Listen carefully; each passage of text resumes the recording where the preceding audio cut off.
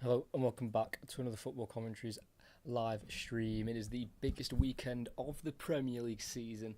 The league title is in Manchester City's hands as they host West Ham here at the Etihad Stadium. Arsenal are 2 points off City as they play at the Emirates, and if there is any City slip up, then the Gunners will have to be ready to pounce as they take on Everton. For City, this will be a fourth title in a row. They'll be the first to ever complete such a feat. It could also be 6 titles in 8 seasons for Pep Guardiola in the Premier League. The Blues are also in brilliant form as they have won their last 8 Premier League games in a row and are unbeaten in their last 22 in the league. For West Ham, their form is quite the opposite, with a run of 6 games without a win coming to an end at the London Stadium last week as they beat Luton by 3-1 to all but relegate Luton Town. City won the reverse fixture at the London Stadium back in mid-September 3-1 and are 16 games unbeaten against the Hammers in the Premier League. The last time West Ham won against Manchester City was in fact here at the Etihad back in September 2015. So, for a huge clash at the Etihad Stadium, will City make it 4 in a row, or can Moyes, in his last game as West Ham boss, cause an upset to the party? It's already been said, I've been watching the build-up to the game, that Aaron Cresswell, the West Ham number 3, has had a phone call this morning from Declan Rice, who of course moved from West Ham to Arsenal, and he needs his old teammates to do him a favour and try and take a result here from the Etihad. Because if Manchester City lose or draw and Arsenal win, then Arsenal will win the Premier League title. Could possibly be on goal difference if Manchester City draw. If Manchester City lose and Arsenal win, then Arsenal will win it out and out by a point clear of the Blues. So Arsenal are having to rely on Manchester City slipping up, which isn't always something that you want to rely on. You know, more often than not, Manchester City do make these final day deciders rather difficult. You might remember QPR in 2012, Aston Villa as well 2 years ago in 2022. But Manchester City have won the Premier League on the last day of the season at home 3 times in 2012, in 2014 and in 2022. They also won it on the last day of the season in 2019 up against Liverpool, but that was away at Brighton. But whatever happens, Arsenal couldn't have really done more. They've been really good since the start of the new year. Their only slip-up really was at home to Aston Villa. Bar that, they've been, almost perfect, but sometimes almost perfect isn't quite good enough when you're coming up against a side like Manchester City. In terms of the goal difference, Arsenal have a goal difference better by 1 goal on Manchester City. City have scored 93, Arsenal have scored 89. Manchester City have conceded 33 and Arsenal have conceded just the 28, which means Arsenal have a better goal difference by just the 1.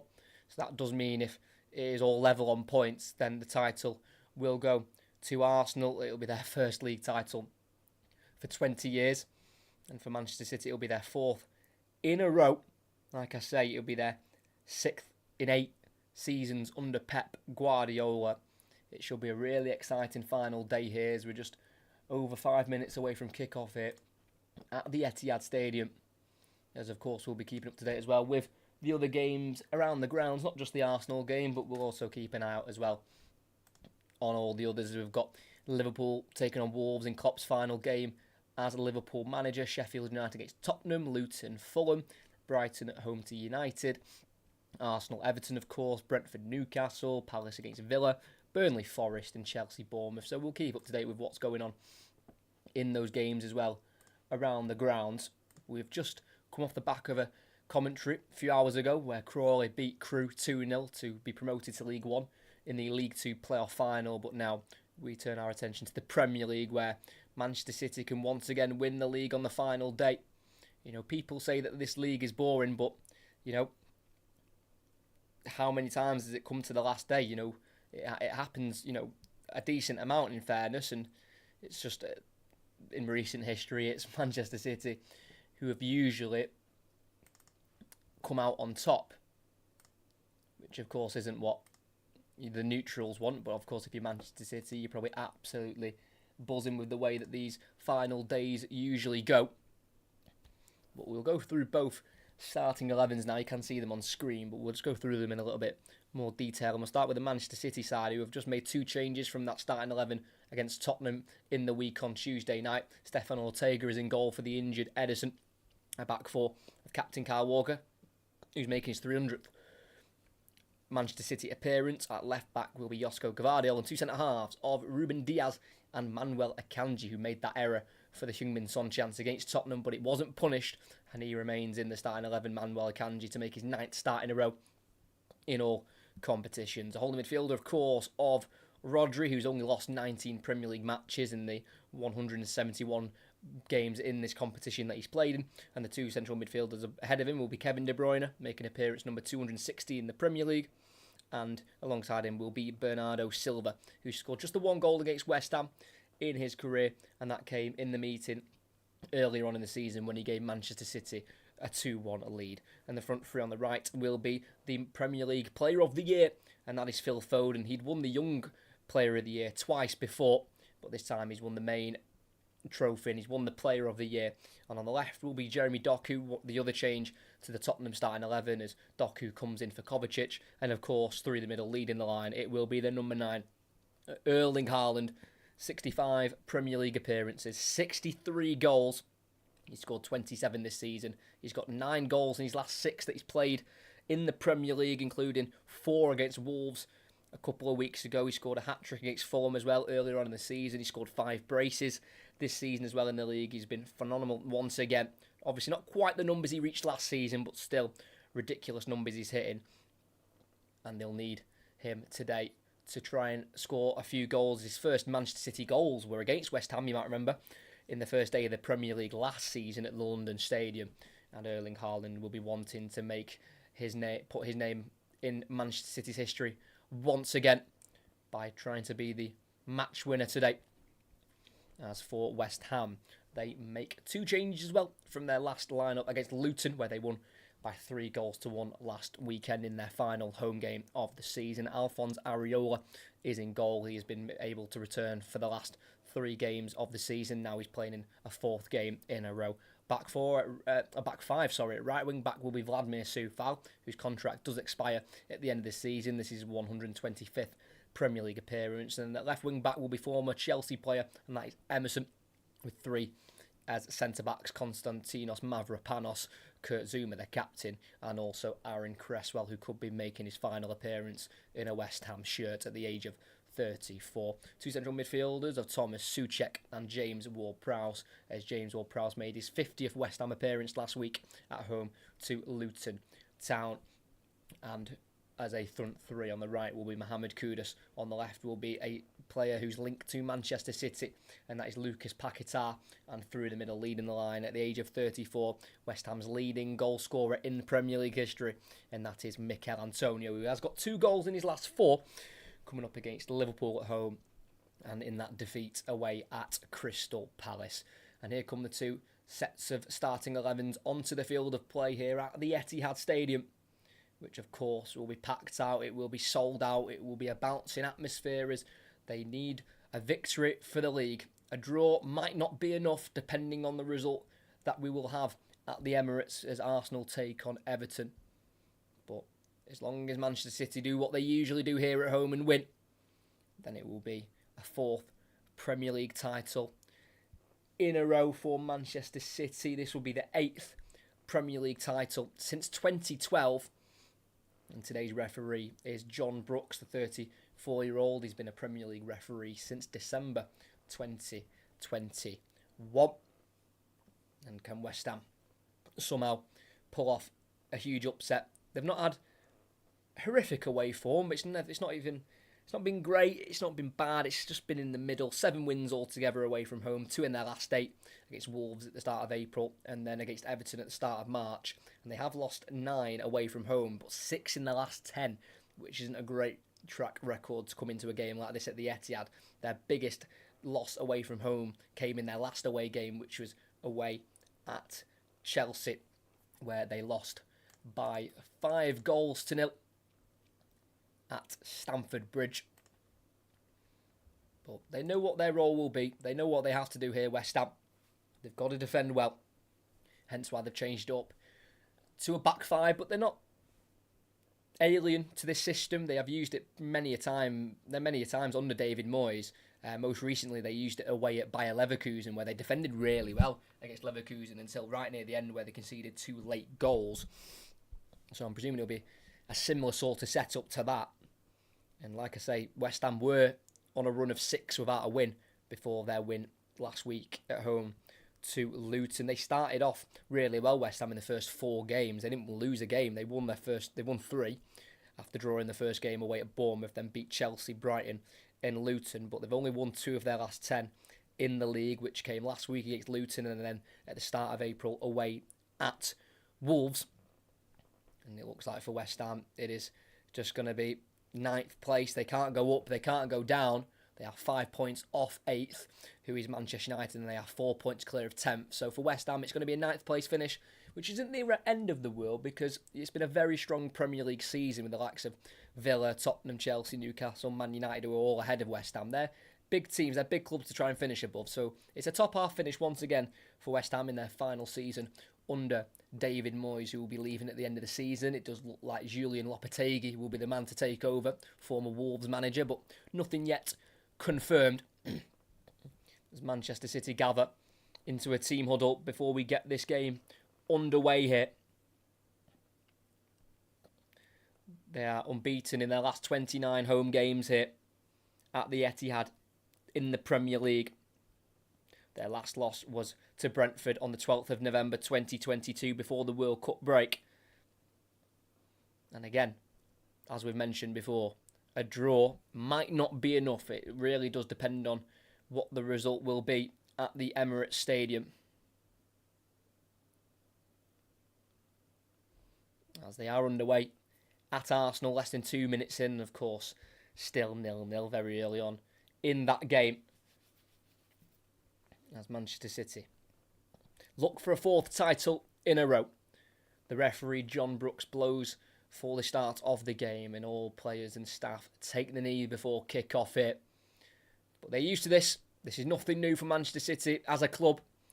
And they've got the ball ticking and underway here as the kick-off from De Bruyne goes back to Stefan Ortega. A City kick-off left to right, West Ham right to left. A ball out to the left towards Gvardiol. His header forward, cleared by Souček. Back into the City half here with Manuel Akanji, who will return it to the edge of the box to Stefan Ortega. And we are underway here at the Etihad Stadium, where a win is all they need for another league title. It sounds simple, but it's a 38-game season where there is ebbs and there's flows and there's highs and there's lows. And there was almost a big low in that game against Tottenham on Tuesday night when Heung-min Son was through 1-on-1.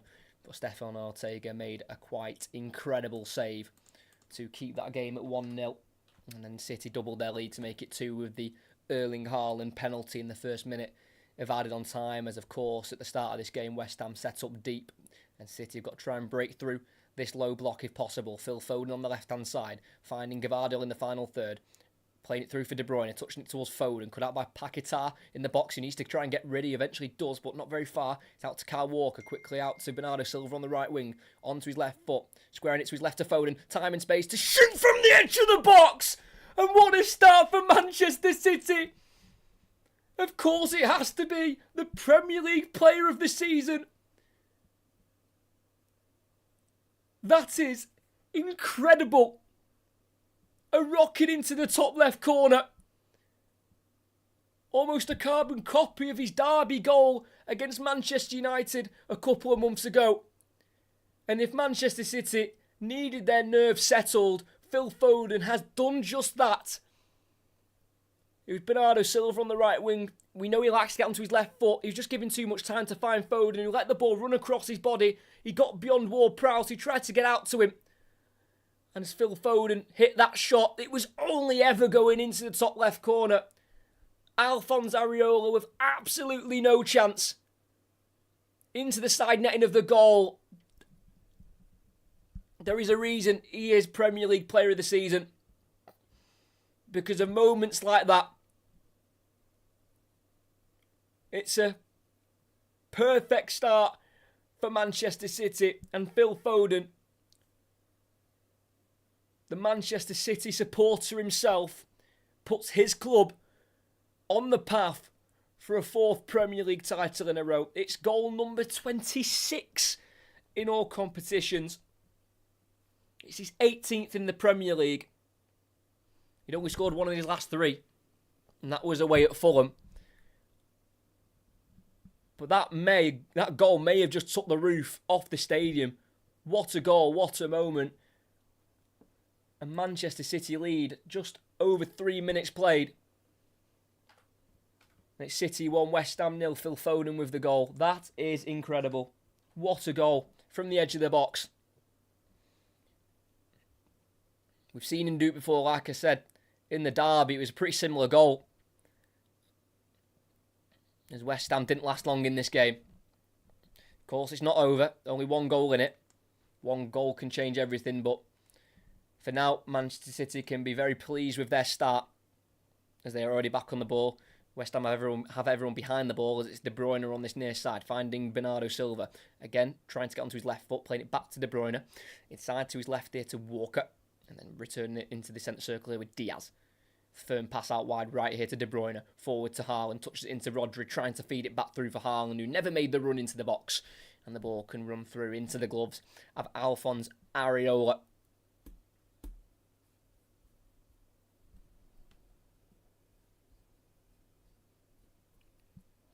It's gone long up towards Kudus. Switches it to the left centre half here of Cresswell. About 5 yards in front of the 18-yard box. Goes back to Areola here, who's been pressed down by Haaland. Another ball out to the far side this time towards Soufal, but straight over the Czech's head.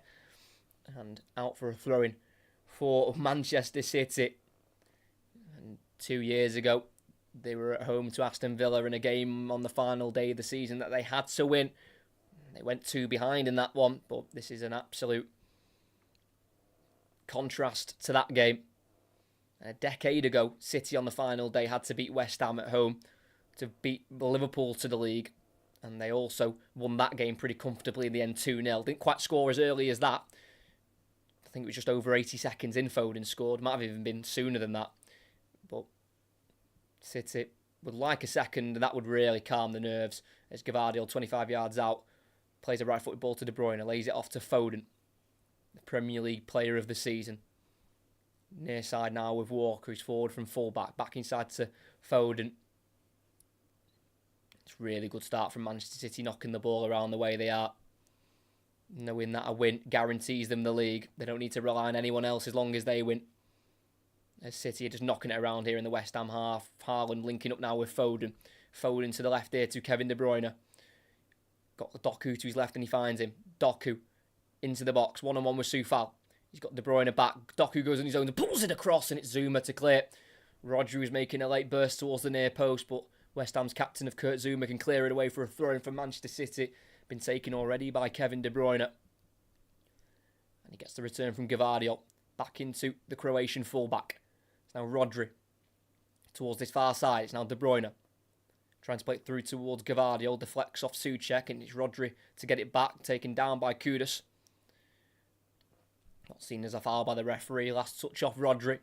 And it's going to be a throw-in for West Ham. Taken quickly into the middle of the park by Soufal. And Paquetá can keep it away from Bernardo Silva. It's down the halfway line with the Brazilian, who can try and take on Rodri here. He finds Emerson. Back into Paquetá. Back through for Emerson. Intercepted by the head of Rodri. It's now De Bruyne through the legs of Ward-Prowse to Haaland, who returns it to De Bruyne on the halfway line. Just slows it down here in the centre circle. He has got options forward. He finds Doku.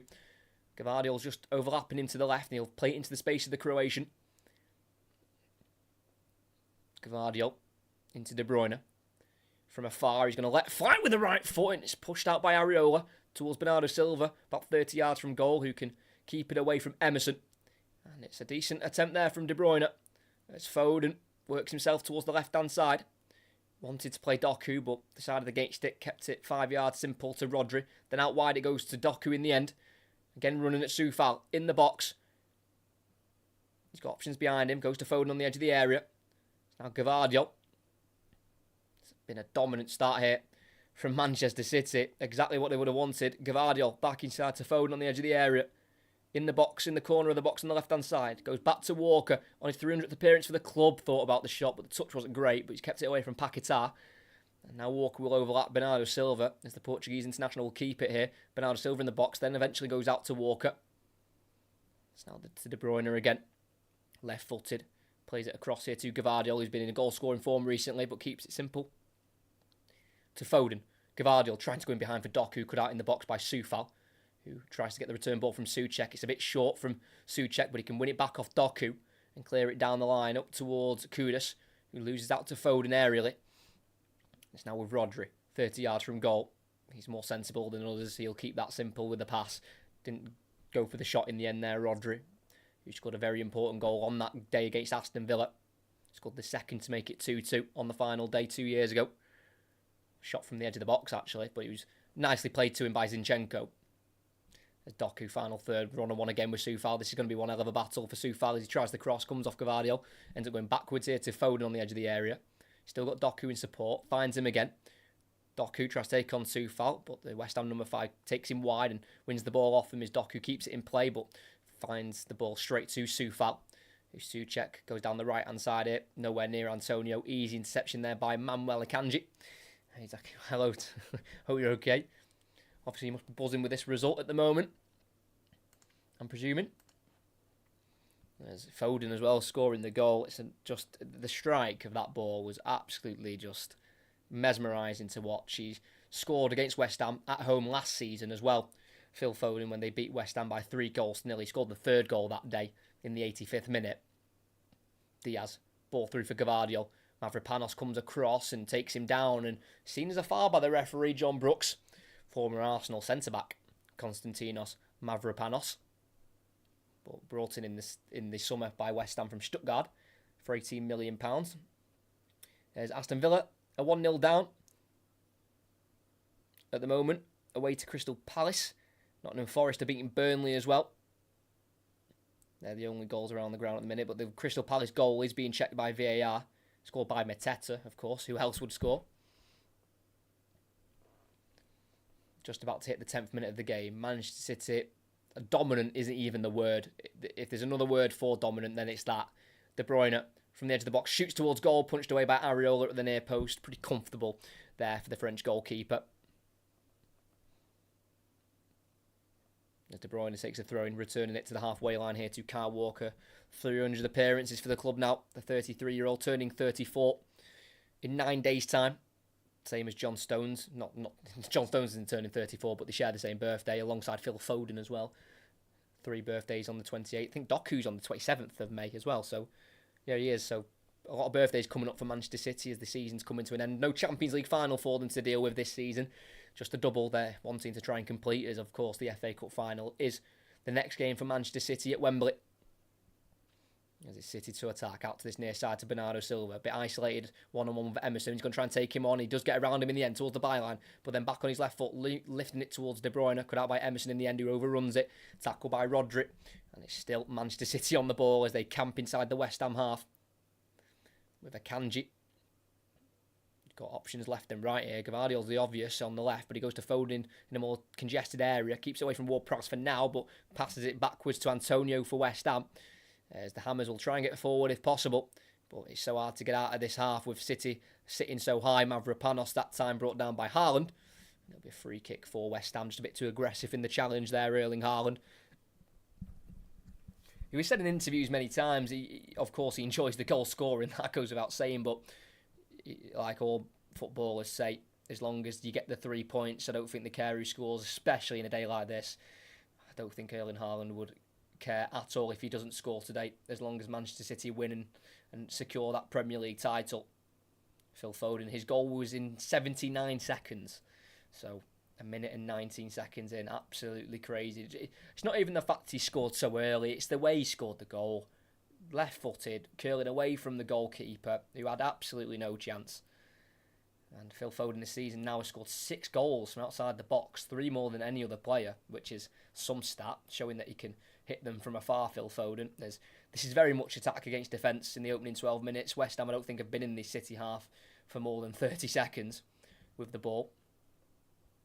as it's Akanji at left centre-back. Just waiting for the right pass to make, as of course spaces will open up with the right pass. Akanji goes back to Diaz, bit risky, and Diaz just kicks it out to the left, out of play for a throw-in for West Ham towards their right back position. He was aiming for Doku, but I don't think Diaz didn't mind if it went out of play, because just didn't want to give away any cheap opportunities like Akanji did on Tuesday against Tottenham with that ball that he wasn't able to deal with. Akanji, was it? He played it, tried to get rid, but took too long, and Son took it off him and almost made it 1-1, but Ortega was the hero that day. This is West Ham on the ball now. Emerson in the more central area, driving forward, beyond Foden, away from Akanji. What a run this is. Emerson's in, edge of the box, ball's just behind him, lays it off to his right here to Soufal, who will deliver it in towards Antonio, volley away from Walker. It's Haaland trying to hold it up, he plays it back towards Bernardo Silva, intercepted by Paquetá, but the players pulled back there as Zuma did just catch Haaland from behind as he laid it off towards Bernardo Silva. Good run that though from Emerson, from left wing back, taking on multiple Manchester City players and getting himself to the edge of the area. That's where Manchester City have to just be switched on. You know, West Ham will get the odd chance here and there. And it's just if West Ham can be clinical. Of course, they are missing Jared Bowen today. He's out, unfortunately, for the Hammers. But they've still got the likes of Kudus and Paquetá up front alongside Antonio. And Kanji again taking too long on the ball, and it fires it. If the pass fires all the way back towards the right back position for City, Walker will get there first. Go into Ortega. Antonio's closing down, but Ortega gets rid first time beyond the halfway line, where it's headed forward by Cresswell into this near side for Emerson, who goes back to Cresswell facing his own goal. So uses the goalkeeper of Alphonse Areola as it is. Now Mavropanos on the ball, lifting it to the left centre half of Cresswell. It's a bit high, but he chests it down in the defensive third here, and Ward-Prowse turns out.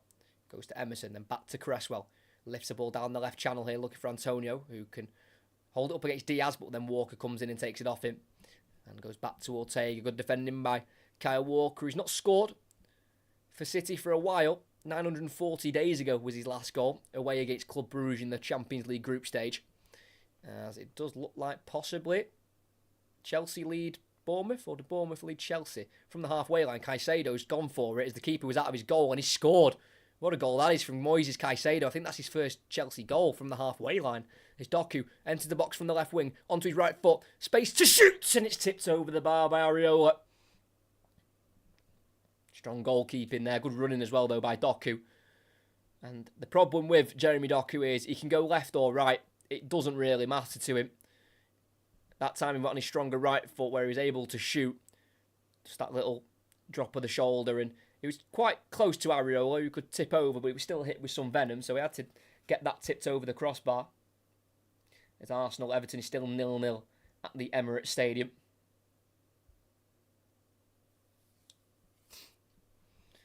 Plenty of bodies in there for Manchester City. They go short to Doku, returns it to Foden, the original taker, then to the edge of the area to De Bruyne, who can hit it with his left.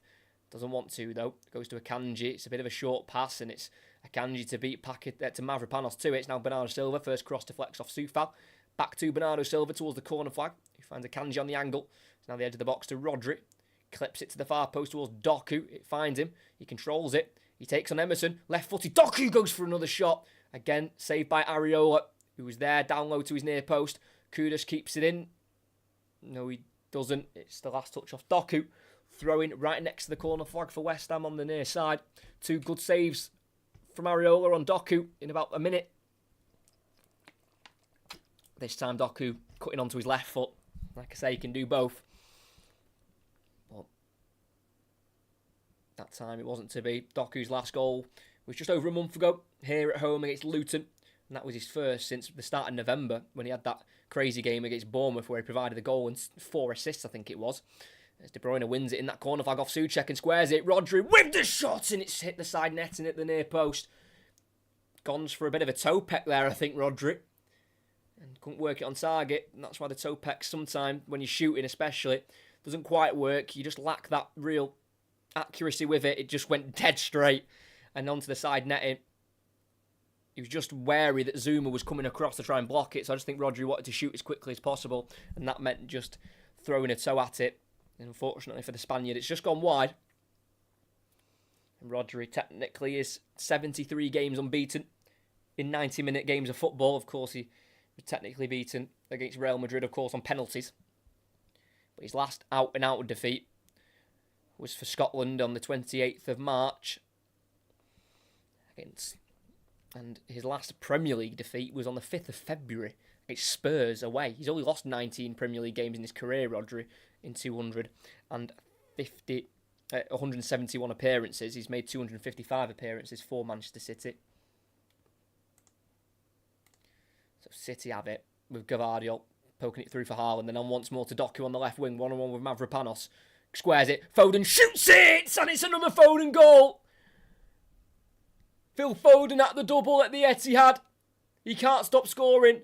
That's why he's the Premier League player of the season. Because he delivers moments like this. 2 goals on the final day to single-handedly bring home the Premier League trophy for Manchester City. He is one of their own. And he is making himself a City legend with these 2 goals today. He just simply cannot be stopped. It's now 27 goals in all competitions. The build-up for City was on the left-hand side. Gvardiol beating Soufal and Kudus to it. And eventually Haaland played it to Doku. Low ball across the box and around 12 yards out, right next to the penalty spot. Foden was just able to guide a left-footed shot across goal towards the bottom right corner. He was just about able to put the shot away from Zuma, who was stood in front of him, and beyond another Frenchman of the goalkeeper, Alphonse Areola.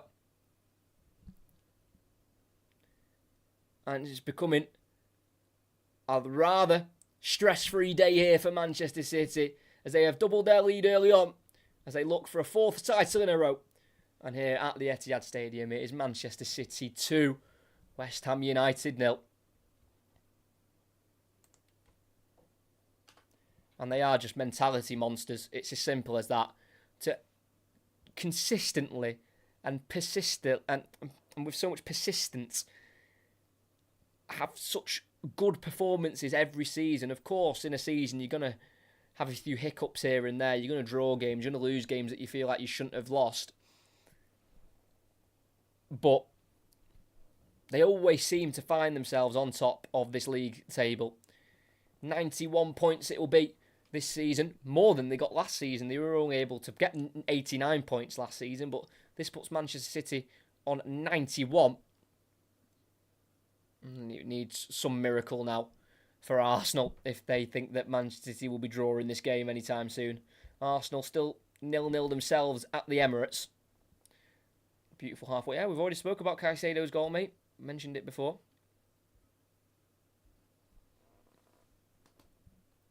That's De Bruyne in a very De Bruyne position here on the right-hand side. Just lays it off once more to the right here to Bernardo Silva. 1-2 with Foden. Then back down the line here for De Bruyne, who wants to cross it, holds it up instead. Wants to play it inside, and we'll find Foden. It goes back to Kyle Walker. It's now with Rodri. Everyone behind the ball for West Ham, bar Antonio. It's now Kyle Walker with the ball.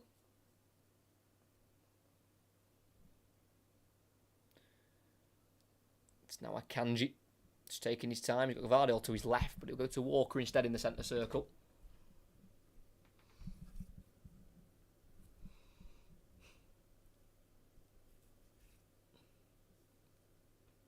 Akanji still with the ball here. The Swiss international goes to Rodri. He has to return it back to Akanji because there was a quick press there from Ward-Prowse.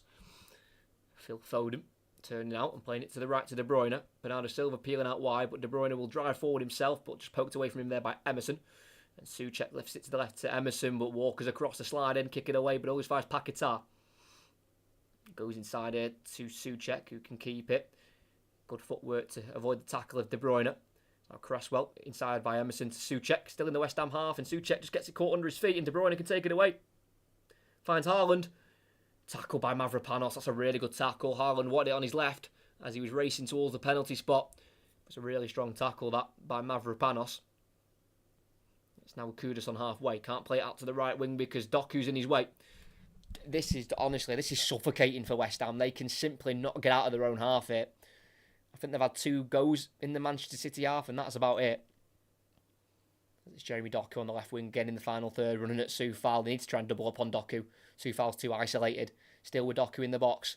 weighing up his options, goes on his right foot and shooting towards the far corner. And I think it deflects away from goal. But that's what Jeremy Doku brings.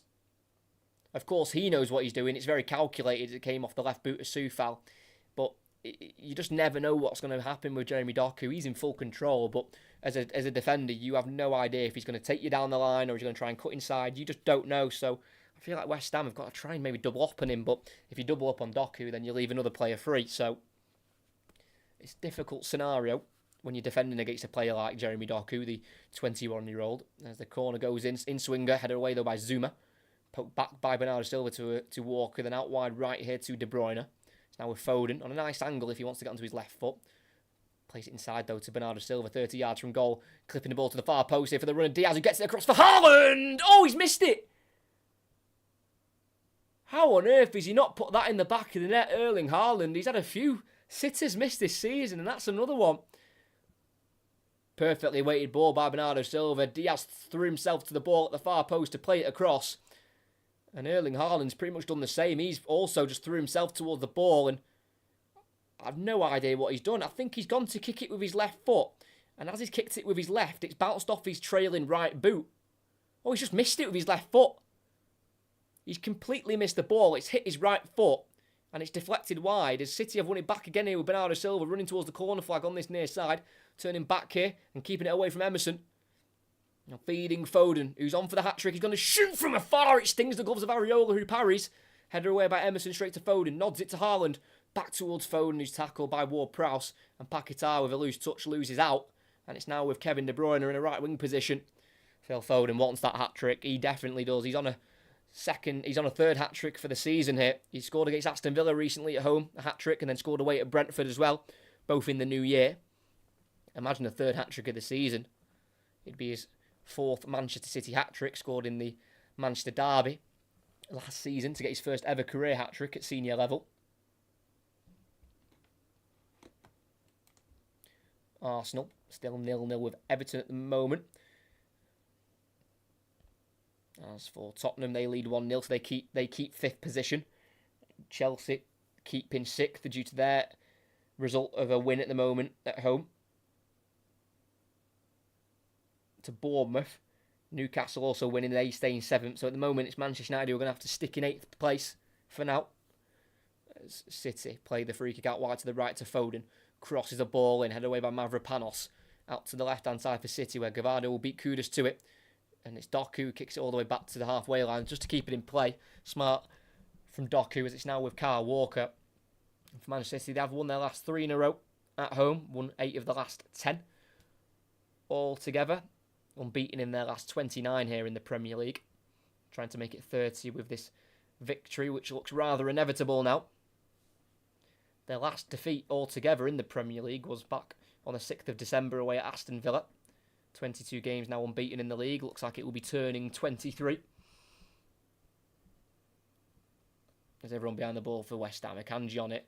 Goes into the centre circle with a pass here to number 3. Ruben Diaz, who has the same goals as he does league titles, but that will change unless he scores today. Ruben Diaz has got 3 Premier League goals and at the moment 3 Premier League titles. Ruben Diaz has not played in a league campaign for Manchester City where they've not won the league. That is just a scary record to have. As Doku finds Gavardio on the edge of the area, going back to Rodri, who then plays a ball to Foden, lays it off for Akanji, who from afar will shoot towards goal. About 25 yards out, trying to bend it into the top right corner. Rather comfortable save in the end for Areola, who is able to save it to his left-hand side. Mavropanos forwards to the halfway line to Antonio, cut out by the outstretched leg of Gavardio. And it's now with Akanji right in front of the centre circle, playing it to the left here to De Bruyne. Doku's free, and he finds Doku again, isolated with Soufal. Doku goes back to De Bruyne, just inside the box. He'll shoot towards the far corner, and that's not far away. It's a corner. I'm not sure if it was a save or a deflection, but De Bruyne is not far away there. Just quickly getting that shot off. It's a save by Areola. Oh, it's a great fingertip save, that. Brilliant work from the 31-year-old goalkeeper. It's not a bad attempt, that, from De Bruyne at all. He's not scored in his last 4 in the league. Did score a brace against Palace at the start of April, and he's also scored against Newcastle away and also Brighton away, that diving header, which was quite recent. Phil Foden with the in-swinging cross into the 6-yard box. Gvardiol with the header. It's too straight. Wide. Punches his own head in frustration there.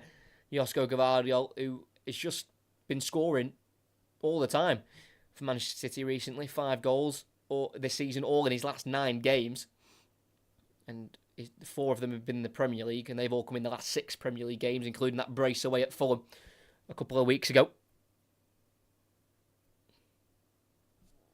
Still no update from Arsenal. It's still 0-0, even though it doesn't matter at the moment, just due to the fact that Manchester City are winning the game. As it's Kyle Walker in a right-back position in the City half. Diaz forward to Bernardo Silva. Ward-Prowse closing him down, kicks off Emerson. Throw in here for Manchester City, as this is game number 304 for Pep Guardiola in the Premier League, and this will be win 225, which is absolutely crazy. The last time he won Manager of the Month, though, was in December 2021, which seems some time for a manager like Guardiola to not win Manager of the Month. Doku running at Soufal again in the box, cutting it back to De Bruyne. Similar area from his last shot. This time he gets on his left foot and it's blocked by Souček. And it's going to be a throw-in in the final third for Manchester City. It looks like it's only a matter of time until De Bruyne gets himself on the score sheet. Manchester City have got themselves in front. They were in front in 79 seconds. As Rodri finds Gvardiol in a left wing position. He's running at Soufal this time. Into the box. Laying it off for De Bruyne. Then back out wide to Doku, who's tackled by Kudus, who's back doing his defensive work. It's now Soufal in the box, who tries to work it to Kudus. It deflects off Doku. And out for a goal kick. But for Kevin De Bruyne, he's now got over 100 goals for Manchester City. He's now on 102 goals. And he is just the 13th player in Manchester City history to score 100 or more goals. So a lovely landmark for him to hit. And now Kevin De Bruyne is the second all-time leading assister in the Premier League, overpassing Fabregas, who was on 111. And it's now De Bruyne on 112. But quite far off Ryan Giggs, who is the leading assist maker with 162. So I think De Bruyne might need a few more assists to reach that landmark. I doubt he'll hit it. As De Bruyne now at the age of 32, turning 33 in June.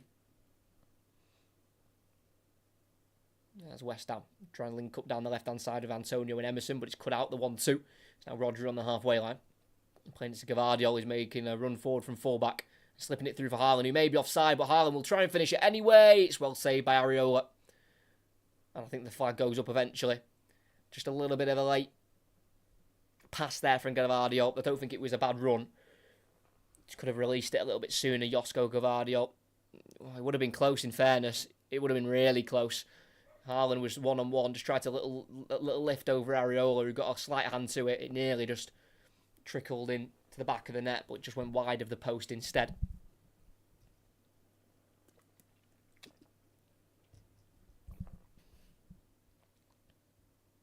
So still 0-0 at the Emirates. It's 2-0 here at the Etihad.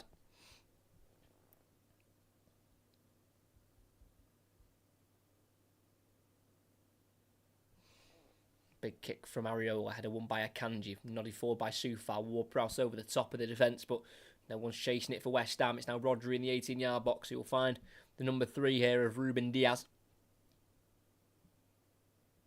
Making his third start in a row, Ruben Diaz, as Bernardo Silva goes for a ball out to the left-hand side to Doku, almost perfect. Soufal kicks it off the face of Doku as he tried to clear it, and it's going to be a stoppage in play as the ball deflected to Areola in goal.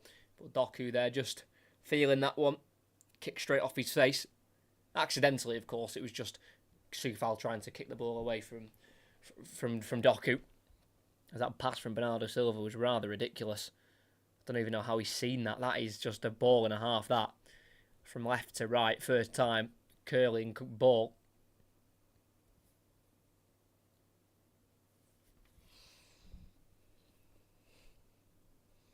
I think it's been shown in this game exactly why Jeremy Doku was brought into this Manchester City team. Unbelievably just dangerous when he's on it, and he's been just that today.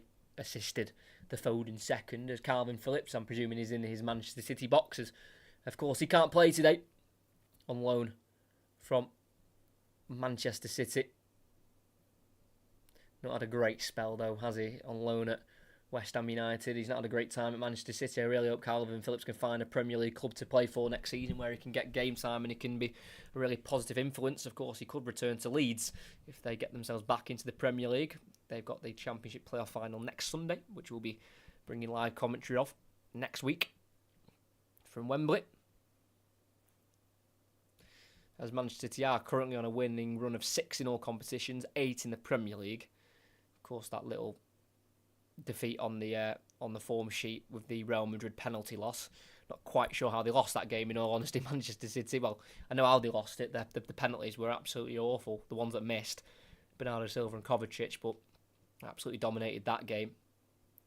As it looks like we might have a goal here at Anfield in Klopp's final game at the club. Quansah from the edge of the box. No, doesn't shoot. Goes out to the right to Elliott instead, who delivers it into Gakpo, who misses out, but it's McAllister to head home.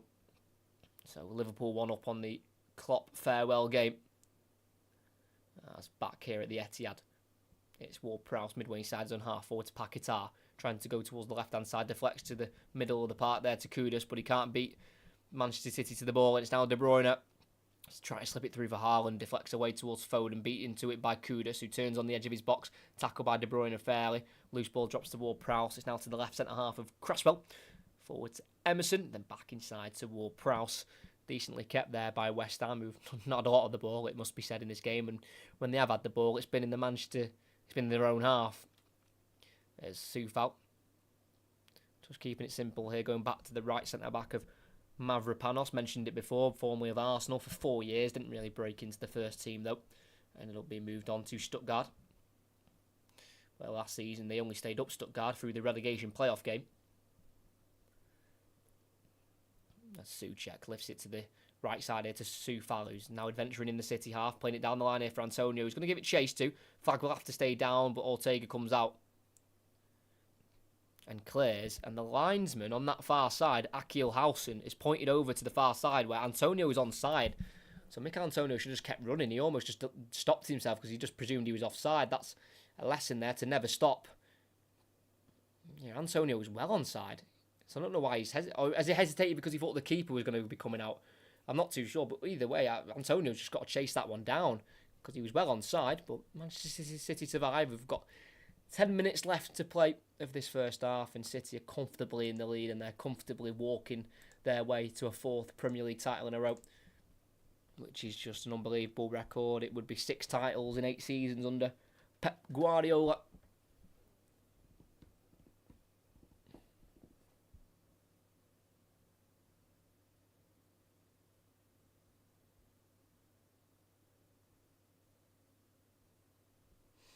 There's Doku on the left wing. Having to try and go backwards here because Kudus has got close to him, and then Kudus eventually brings him down in the end.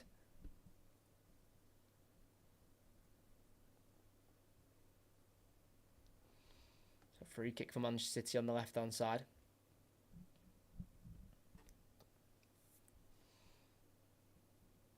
It's now Bernardo Silva on this near side. Midway inside the West Ham half, goes back to Walker. Inside to Rodri, then forward to De Bruyne. Bernardo Silva's out wide in acres of space, and he finds him. Bernardo Silva now one-on-one with Cresswell. Onto his left foot, laying it off to De Bruyne. Wants the 1-2 with Foden. He'll try it. De Bruyne will get the ball here. And find Bernardo Silva just outside the area at the moment in the right wing position. Finds the ball to Foden. Squares it to Rodri, who's going to have a shot towards goal. Easily caught there by Areola. Shot towards the far post. Rodri wanting to get on the act in terms of a goal in this game.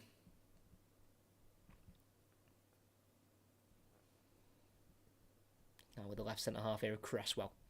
Down the left-hand side it goes. Cut out by Foden, but it drops to Antonio, who can't take on Diaz.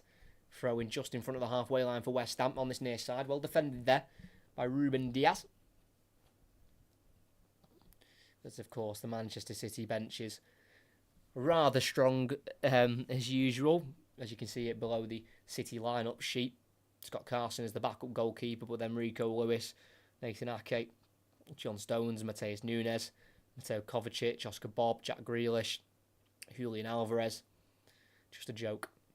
Kudus in the box, cutting onto his left, back onto his right, Shooting towards goal, tipped away by Ortega. First shot on goal for West Ham, and it needed to be saved by Ortega. Kudus causing Gvardiol some big problems there. Received the ball on that right-hand side, chested it down nicely, but there is Stefan Ortega again. Just so reliable. Off the bench, starting, as we've had a goal for Everton. Everton lead away at Arsenal. A free kick which deflects beyond Raya. The shot was taken by Idrissa Gana Gueye. And even if the result for City wasn't going their way, Everton are doing their job that City need them to do. Don't get me wrong, there's a huge slice of luck about it with that deflection, but Arsenal trail on the final day to Everton. Doesn't make an ounce of difference, but I'm sure Arsenal will still want to finish the season on a high with a win. Don't want to fall to a defeat alongside losing the league title again in back-to-back seasons. Of course, this time last season the title was lost with a few games to go. This time, the title's lost on the final day, which is always more difficult to take.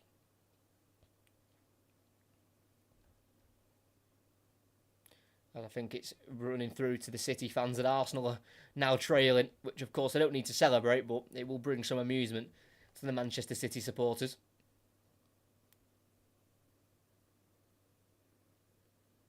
City have it with Akanji about 35 yards from goal, finding Rodri. Not being pressed at the moment here, Rodri. Goes 5 yards to his left, back to Akanji. Lifts it out to Doku at left wing. Just under his feet, but he will keep it in here on the far side, Doku. And returning it back to Gvardiol. Gets away from Souček, but goes back to Rodri. Silva's got space on this near side, and he's found. Here is Bernardo Silva. We know he wants to get onto his right foot. He'll play ball to his left to De Bruyne on the edge of the area. Then back to Bernardo Silva. Running away from Cresswell. And then finding De Bruyne once again. It's now across to Akanji. Just in front of the centre circle and bringing it forward because no one's closing him down. Gvardiol now into Doku, running at Soufal, goes on the outside and crosses. Overhit. Bernardo Silva will race to keep it in. And he does just that.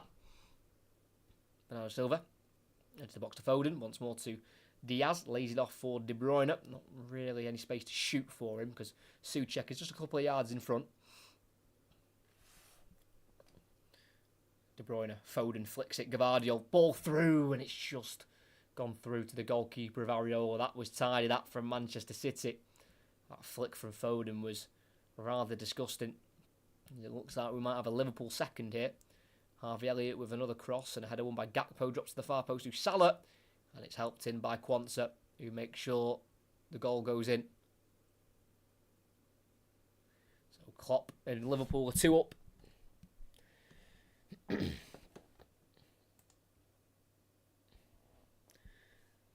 And apparently this season has had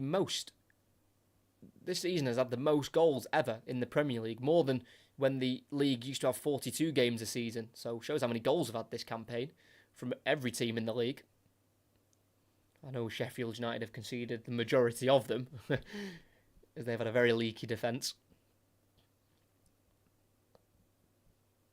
West Ham have it, Ward-Prowse. Big switch out to the right to Soufal, who has got space here, and he controls it in the final third, and he crosses in here to the far post where Walker has to steer that behind for a corner. Emerson was coming in there at the far post to try and get a shot towards goal. Not a bad cross at all there by Vladimir Soufal, who's been at the club since 2020, and he's not scored for them yet. He tried to assist as Arsenal are back at level. Takehiro Tomiyasu with the equaliser just before the break. So it is 1-1 there at the Emirates. Of course, again, doesn't really make too much of a difference. But Liverpool are playing against a 10-man Wolves. Semedo was sent off when it was 0-0. So West Ham corner, in swinger from Ward-Prowse. It's a deep one. It's dropped here towards Kudus, who will go for the acrobatic attempt, and that is incredible. West Ham have a goal back. It might not quite be over yet for Manchester City. They've got to be careful. West Ham have cut the deficit in half. Mohamed Kudus going forward has definitely been their brightest spark. It must be said, he forced a really good save from Ortega about 5 minutes ago. Ball to the far post, it came off, looked like the chest of Mavropanos, bounced up for Kudus, who went for the overhead kick. Around 7-8 yards out, he's caught it really well. Beyond Ortega, that is fantastic. Too much power for Ortega, it's gone beyond him in a flash. Kudus, that's incredible. I don't know if he shinned it or he's got that with the boot. Pep Guardiola is not happy at all with that. There were shouts for handball on Mavropanos as it came off him, but I think it just bounced off his chest and then into the air for Kudus to go for the acrobatic attempt, and that is such a good overhead kick. As we know, Arsenal are back level through Tomiyasu. And West Ham have got one back here. Remember, a draw for Arsenal works. You know, if West Ham can draw somehow and Arsenal win, then they win the league. You know, it's not over yet. As it looks like the goal's been cleared. No handball in that build-up off Mavropanos, and the Kudus goal will stand. It's his 8th goal in the Premier League, just his 2nd in 2024. His other one this year came in late March away at Newcastle in that dramatic 4-3 defeat. He scored here again in a very sensational way with that overhead kick. Yes, it was quite close range, but still to get up and get the contact on the ball the way he did. It was a very, very impressive goal from Kudus, brought in from Ajax in the summer for £38 million. Seems a bit of a bargain, that really, doesn't it, for Mohamed Kudus? As Walker, high ball out to the left, over the head of Doku. And out for a throw-in for West Ham in their right-back area with Vladimir Coufal. It came off Souček and then Mavropanos. I can't quite see an arm, to be honest. Let's have a look. Went to Souček. Didn't see an arm there for me. And then it was a flick up in the air by Kudus. I don't think he was flicking it up to set himself up for the overhead kick. I just think he was kicking it up in the air just to try and stop the City clearance. But they've been able to work it as a goal, and they've finished it in rather spectacular fashion.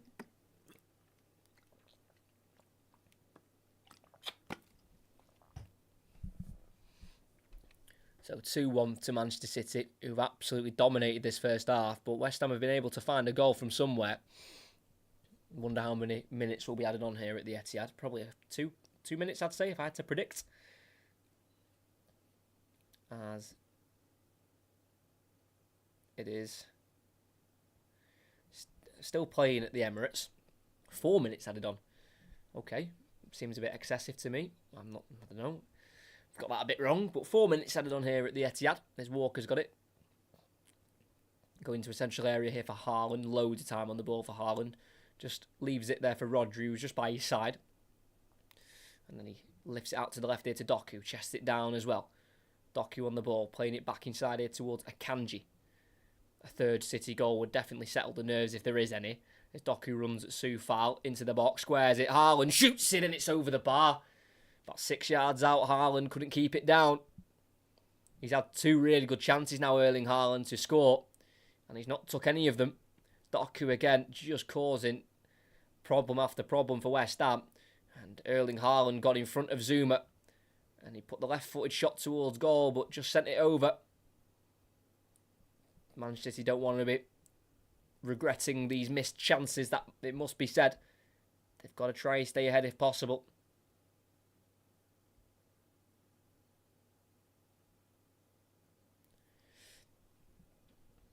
Zuma at the back for West Ham, going to his goalkeeper of Alphonse Areola. Big kick out to the right beyond the halfway line, looking for Kudus over his head and Gvardiol's. And it's going to be Manchester City throwing midway inside their own half. Taken quickly there by Gvardiol to find Manuel Akanji. This would be his 9th trophy as a professional footballer for the Swiss centre-back. Making his 95th Manchester City appearance. Manuel Akanji coming up towards 100. He'll hit that next season. And City still have a game left to play this season. Doku caught in the back there by Coufal. Free kick just inside the West Ham half here for Manchester City with 2 minutes of the added on time to play. City will definitely want to try and restore their 2-goal advantage as quickly as possible. It's Foden in between the lines. Tackle by Souček. It deflects it out wide left towards Soufal, who can beat Foden to the ball here. Right towards the corner flag. Plays it forward toward Prowse.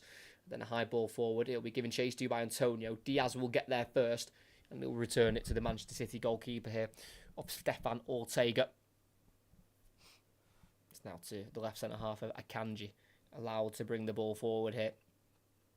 Plays a pass to Doku. Cut out though by Ward-Prowse. Poor giveaway that by Akanji. It's now Kudus.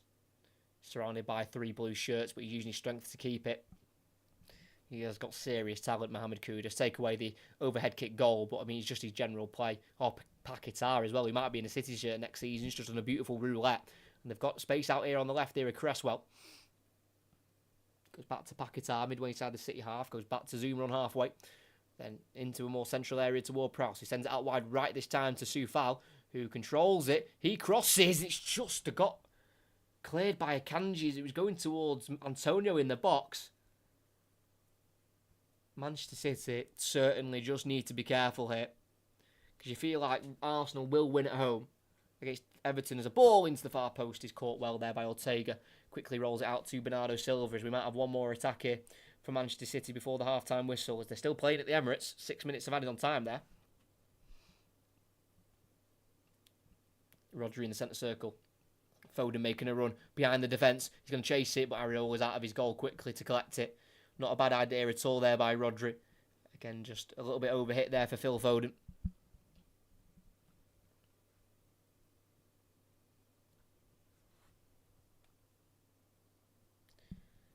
As Areola puts it on the ground. And once this ball goes, I'm presuming the referee will blow for half-time. Areola sends it deep into the Manchester City half. And the referee, John Brooks, blows for half-time. And it is Manchester City who lead the game. They need to. Simple as that. They have to win. And that's what they're doing at the moment. It was a very early goal from Phil Foden.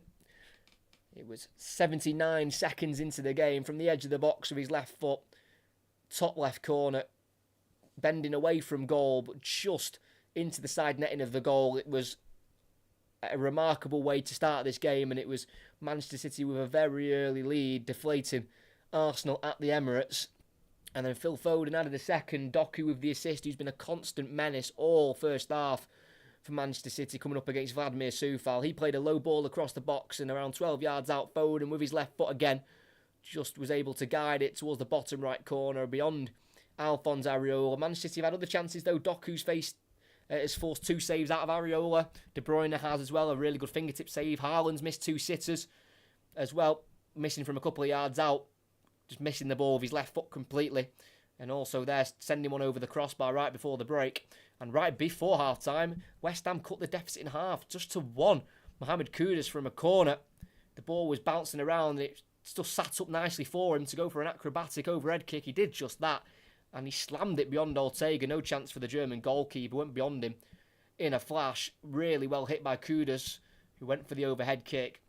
And there's still a lot to play for. There's still a lot to be decided here, but at half-time at the Etihad Stadium, it is Manchester City 2. West Ham United 1. And at the Emirates, it's now also half-time here. And it is 1-1. Everton took the lead in the 40th minute. A big deflected free kick from the edge of the box by Idrissa Gana Gueye went into the top right corner, but 3 minutes after, Arsenal equalised rather quickly through Takehiro Tomiyasu to make it 1-1. Remember, Arsenal need to win today if they want any kind of chance of winning the league. If that means West Ham come back and draw today, that's the one thing Arsenal don't want. They don't want the regret of not doing their job and possibly Manchester City slipping up themselves. You know, they've got to be ready to pounce, and, you know, there was a really good response from Arsenal, in fairness, to get themselves back level within 3 minutes of conceding. But the Manchester City West Ham stats are just a little bit scary. Manchester City have had 15 shots, 10 on target. Shows how well Areola's done. He's made a lot of good saves. And they've had 72% of the possession as well. And West Ham have had 2 shots, both from Kudus, both on target, and one of them went in with that overhead kick, because he made Ortega make a good save just before the overhead kick. So you felt like a big chance was coming, like maybe a goal was coming for West Ham, and it came for them. So it's still 2-1, City well in control still of the ball and of possession, but the break is always just a slightly just a slight worry for City, just dealing with that counter attack.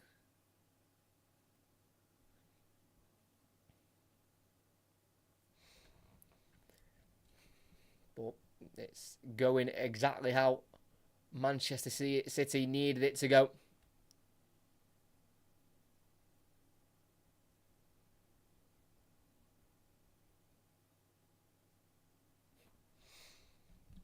Arsenal just need to win. They need to do their job.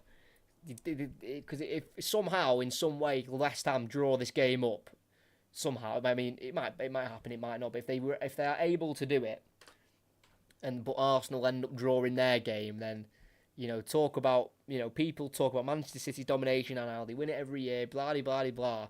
But at the end of the day, other teams have got to take responsibility and they've got to match City. And yes, Arsenal have done that for the majority of the season. But if Arsenal don't win today, they've all got themselves to blame. They need to win their game as a minimum, not just let Manchester City have the title.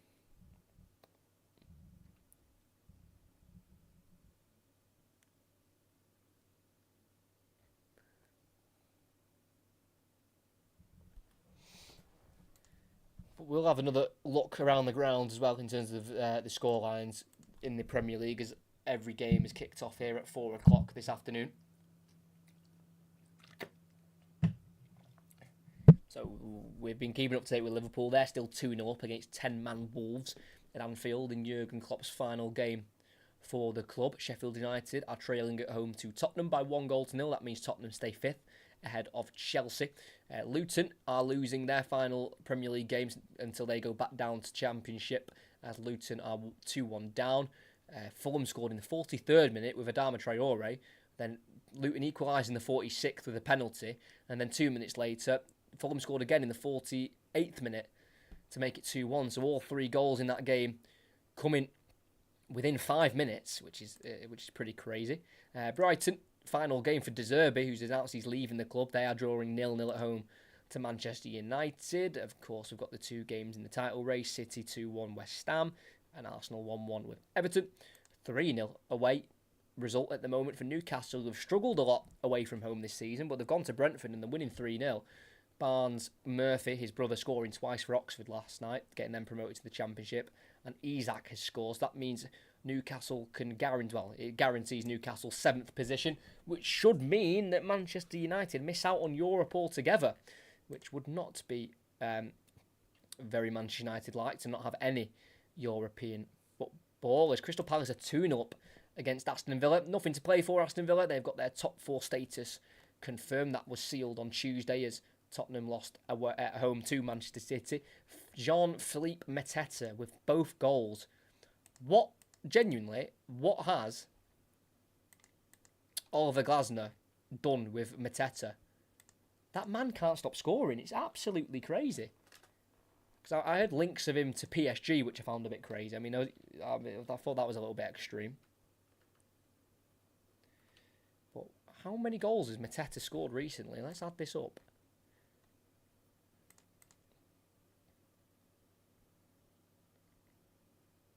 1, 2, 3, 4, 5, 6. Hold on. 1, 2, 3, 4, 5, 6, 7, 8, 9, 10, 11, 12, 13. So in 14 games, he scored 3, 5, 6, 7, 8, 9. I think he scored 10 in 14. That is ridiculous. Only 26 as well. Jean-Philippe Mateta. I thought he was a little bit older than that. So Aston Villa trailing, Burnley losing their final Premier League game until they're back down in the Championship. They are losing 2-0 to Forest. Chris Wood as well. So he scored loads of goals this season. How many goals has he got this season, Chris Wood? I'm not too sure. Well, I'll have a find out because he's also been in good goal scoring form. Chris Wood.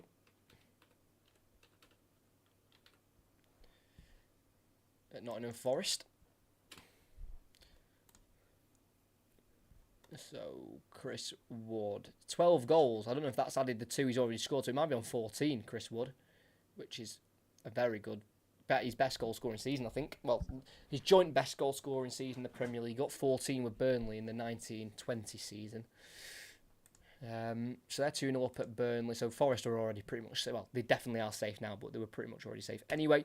And then Chelsea 1-0 up against Bournemouth at home. Moises Caicedo with the goal, scored from the halfway line. The goalkeeper came out to clear a ball. Caicedo saw him off his line, went for the shot and got it in from the halfway line. So what a way to score your first Chelsea goal for Moises Caicedo. And they are all of the Premier League results at half-time on the final day, the second half here at the Etihad Stadium. We'll be getting underway in a couple of minutes' time.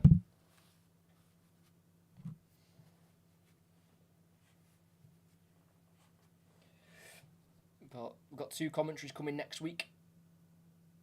As Atalanta take on Leverkusen on Wednesday night in the Europa League final, and then we'll bring you live commentary from Wembley again as Leeds take on Southampton in the Championship playoff final, which will be a fantastic occasion for both as they look to get to the Premier League again straight after their own relegations at the end of last season.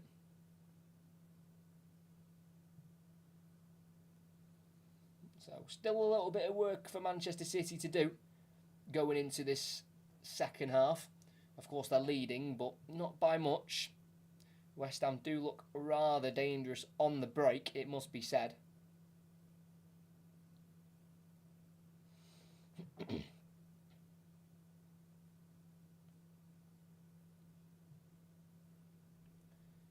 But you got to remember, Arsenal are drawing their own game. So at the moment, City have got the league title anyway. Arsenal have to win their game as a minimum if Manchester City lose the league. If Arsenal don't win, then it's City's title. So it's a must-win game for Arsenal. Then themselves, they've got another 45 minutes to try and beat Everton, who have got absolutely nothing to play for, who've had a good season, it must be said. Everton, with the point deduction stuff and all the clouds they've had around the club, they've been able to pull through, and the points deduction they were given didn't even stop them from being relegated. They actually they withdrew their appeal, Everton, about the points deduction because they were safe. They thought, well, they'll just leave us with the points deduction because we're safe. We don't want to try and overcomplicate anything, which I found quite funny. It's almost just like a bit of a, I don't know, just a bit of a, I don't know what the right word is without being a bit, using any swear words, but just, getting one back on the Premier League, isn't it? It's like, yeah, give us our point deductions. Keep it. We don't need, we don't need the points anymore. You can keep our points. Just a bit of a, one up on the Premier League there for Everton with their survival under Sean Dyche. So hopefully for Everton, there's no more issues with that going into next season. They can have a point deduction free season. Don't know how much of a guarantee that will be. I've got no idea if there's any more charges that could possibly be going their way. I really do not know, but let's hope not, because you never want point deductions to be a part of football, really, in terms of the club being punished, because it more punishes the fans, doesn't it, than the club. I mean, of course it punishes the club, but it unjustly punishes the fans as well, who have got nothing to do with that side of their football club.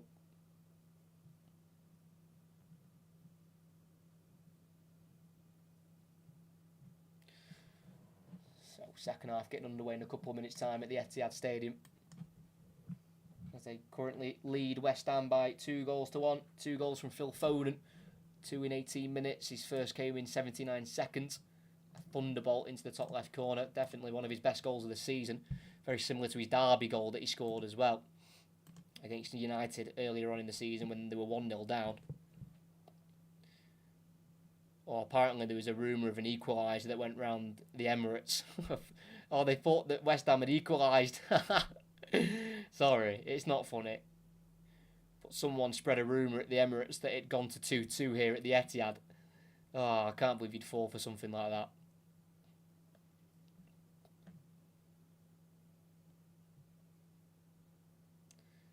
So, yeah, still 2-1 here to City, 1-1 at the Emirates.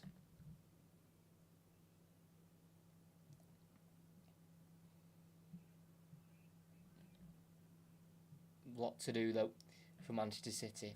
They are looking a bit vulnerable when they're being counted on, West Ham have got that quality going forward, which they've got to be careful of. Paquetá, Antonio and Kudus is a pretty strong front three.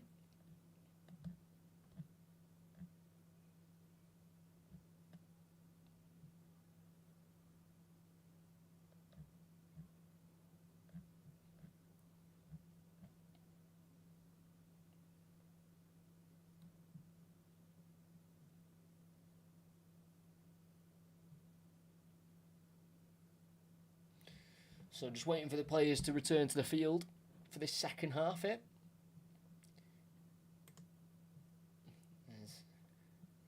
Arsenal will probably want, both teams, because City will want to go 2 goals up again. They won't want to keep it at 2-1. But if both teams, their aims will definitely be trying to score as quickly as possible. Arsenal will want to get in the lead to get that news through to City, so they might fall a little bit more, might become a little bit more nervous.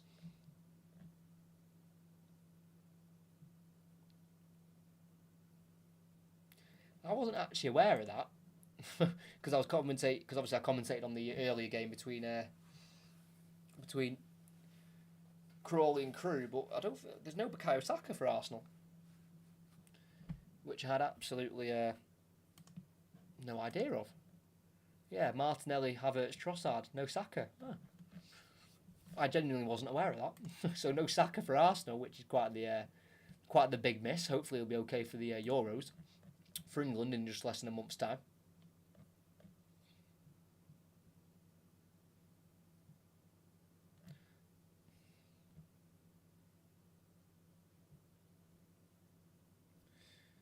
So just waiting for the players to return, as mentioned just before, because we did have a bit of added on time at the end. So other games are back underway, like Chelsea, Bournemouth. That game's back underway. We've got the West Ham players in the tunnel at the moment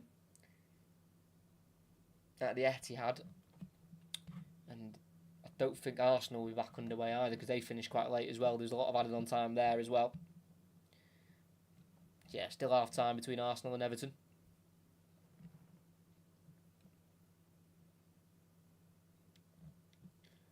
So West Ham are back on the field of play. Not sure Manchester City are back out yet. And now Manchester City reappear. Wonder what was said at half time by Pep Guardiola, who is trying to win his 33rd major trophy since 2008. He's won 32 trophies with City, Bayern and Barcelona. The closest manager to him in terms of trophies since 2008 is Ancelotti with 14. It shows the success that Pep Guardiola has had in football with the 3 clubs he's been at.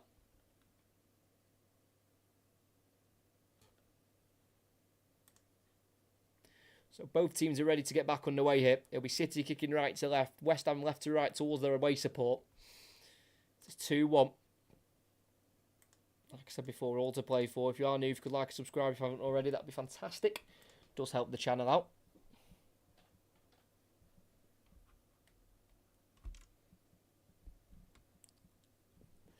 So, West Ham will kick us off with Mikel Antonio as we get the referee's whistle from John Brooks. And Cresswell sends it long and out to the right towards Souček. Can't quite win the header there on Gvardiol. And it goes beyond both of them for a Manchester City throw-in in a left-back position with Josko Gvardiol. Throws it into the middle here for De Bruyne, who can turn out and plays it to the right here to Kyle Walker, who from the defensive third can bring it forward for Manchester City with a pass to Bernardo Silva. And it's already Manchester City back on the ball here at the beginning of this second half, where this result will be enough for the league title. They just need to win. There's Diaz down the line again to Bernardo Silva. Brilliant ball in. No goal there for Arsenal from that notification. As it's Rodri. It's now Doku on the near side. Back inside here to Gvardiol. Wants to go forward. He will go forward with it and finds Doku again just outside the final third at the moment. And he plays a ball in towards Gvardiol. Comes off his heel. Can't find Foden. brought away for West Ham now as a ball down the line to the right-hand side to Kudus from Paquetá. Kudus, couple of 1-2s here with the Brazilian midfielder, and it's now with the central centre-back, well, right centre-back of Mavropanos. Zuma. Finds Cresswell at left-back. It's now the number 4 again, Kurt Zouma, who has won here as a player at the Etihad. 1 win here with Chelsea back in the 2020-2021 season before they took them on in the Champions League final. Zouma played in the game here.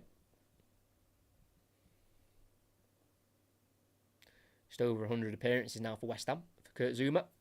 City back on the ball, just behind the halfway line with the number 3 of Ruben Diaz. Scored once here. Diaz against West Ham previously in his career.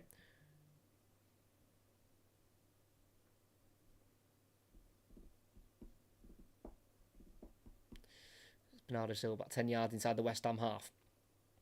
Playing it to his left to Rodri. And back to the halfway line it goes here to Diaz. In the centre circle. Looking for the next pass. Goes 10 yards to his right to Walker. Now midway inside the West Ham half. No one pressing Walker at the moment. As he plays it into the right wing position here to Bernardo Silva. Back into Walker. Not wanting to give away the ball too cheaply here. Manchester City as they want to try and get the third goal of the game. Well, their third goal of the game. Manuel Akanji. Everyone behind the ball for West Ham as they set up in a seems to be a bit of a 4-4-2 at times and a 5-3-2.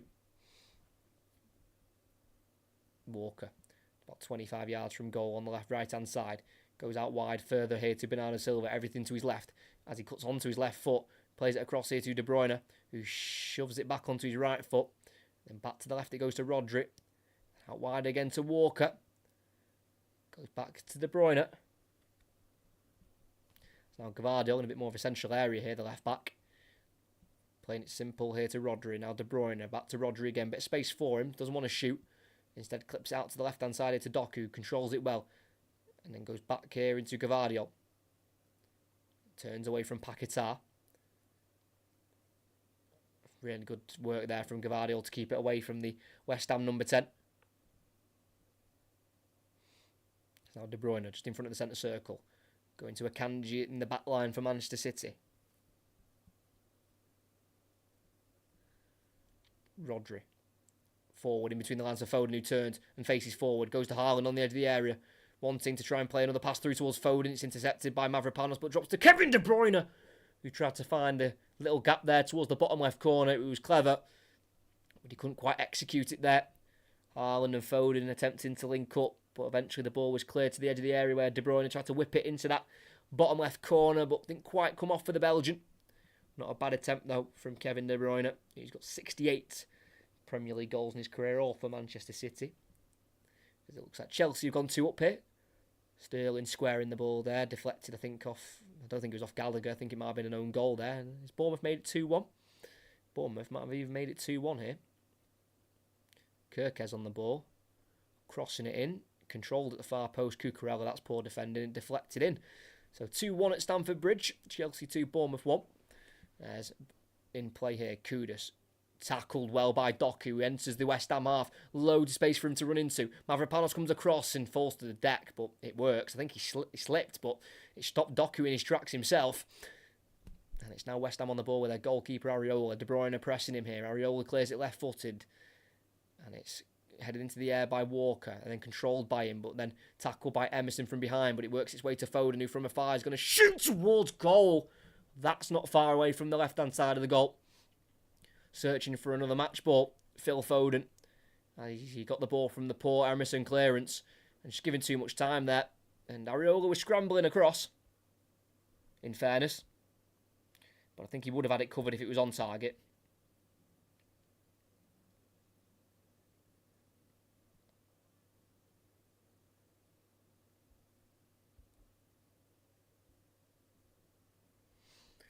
Areola goal kick.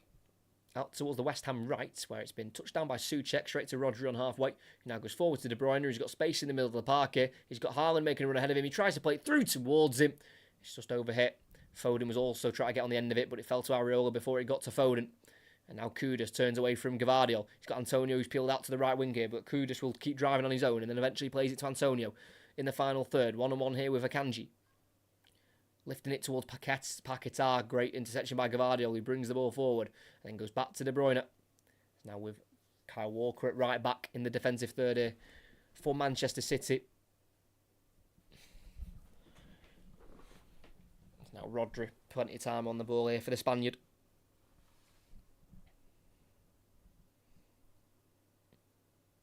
It's that Walker, exactly on the halfway line here. He's got Silva out to his right and he'll find Bernardo Silva. He'll bring the ball forward for Manchester City.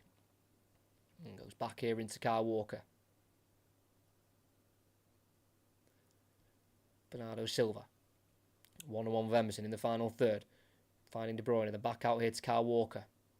Into De Bruyne again on the angle. Keeps it simple.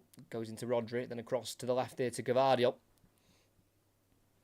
So many West Ham bodies in the way.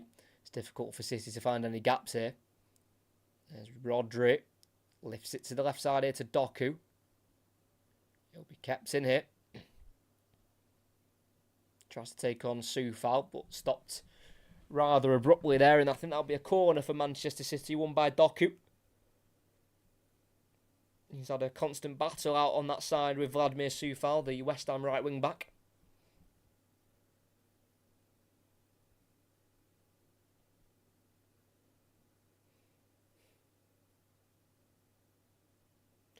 So it's going to be a Phil Foden outswinging delivery here. He's been taking all the corners, it feels like, in this game, Phil Foden. As he crosses the ball away from the goal, and it's a header won by Ward-Prowse. Controlled on the edge of the box by Kudus and then volleyed into the air. Up to the halfway line here where Bernardo Silva needs to head away, and he does just that. Really good header from Bernardo Silva. Flicked on by Akanji. Controlled by Haaland, who tries to lift it through for Foden, but plays pulled back there as Haaland himself was pulled back. That'll be a free kick for City, about 35-40 yards out. Not much Haaland could have done there as he was just being stopped there. Pulled from Souček.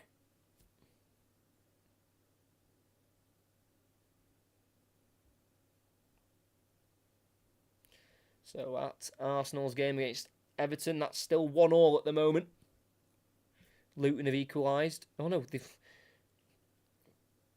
Fulham went 3-1 up, and now Luton have made it 3-2. So 3-2 to Fulham. Palace 3 up against Villa as well. Brentford have got one back against Newcastle. That's 3-1. So Phil Foden, it's literally a one-man West Ham wall, so there's no way he'll shoot. But he will cross it into the box here, Foden. Header won by Souček rather easily. It's now with Bernardo Silva. Now Foden. Switch out to the left to Doku, who again can control it nicely. And he'll run at Soufal. Paquetá coming across, but Doku keeping it away from him and going to Rodri. Midway side the West Ham half here. Now De Bruyne just to the left. And then across to Walker in a bit more of a central area here. Rodri in front of the centre circle. To the right now to Walker. And across to the number 3 of Ruben Diaz. Rodri, plenty of time on the ball. Lifting it in behind the West Ham defence, but it's over here. Can't find Gavardio. And just under 10 minutes into the second half, it's still 2-1 to Manchester City. No goals scored yet since the restart. As for Pep Guardiola, he's looking to try and make his side the first ever team to win 4 in a row. This will be his 6th title. And it's only Alex Ferguson who would have more titles in the Premier League than Pep Guardiola, which is just a crazy, record to have in the Premier League. To be up there with managers like Sir Alex Ferguson. And Manchester City did lose. Oh, they've won it back here with De Bruyne on his left foot. 20 yards out, tries to shoot, but blocked by Cresswell. Will deflect out wide here to Doku, who's pretty much on his own here, but Paquetá trying to take it off him, he can't. Doku doubled up on there by Paquetá and Soufal, and he tries to win it here. And it gets the last touch off Doku, and that'll be a throw-in hit for West Ham.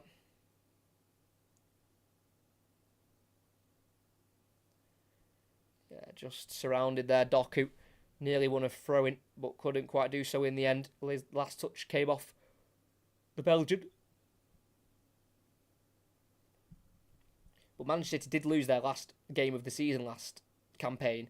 Didn't really mean anything. The league was already wrapped up when they went to Brentford and lost 1-0. But Manchester City have not lost in consecutive final days since a run of 3 in a row where they lost from 2005 through to 2008. So they don't usually lose on the last day. Not back-to-back anyway.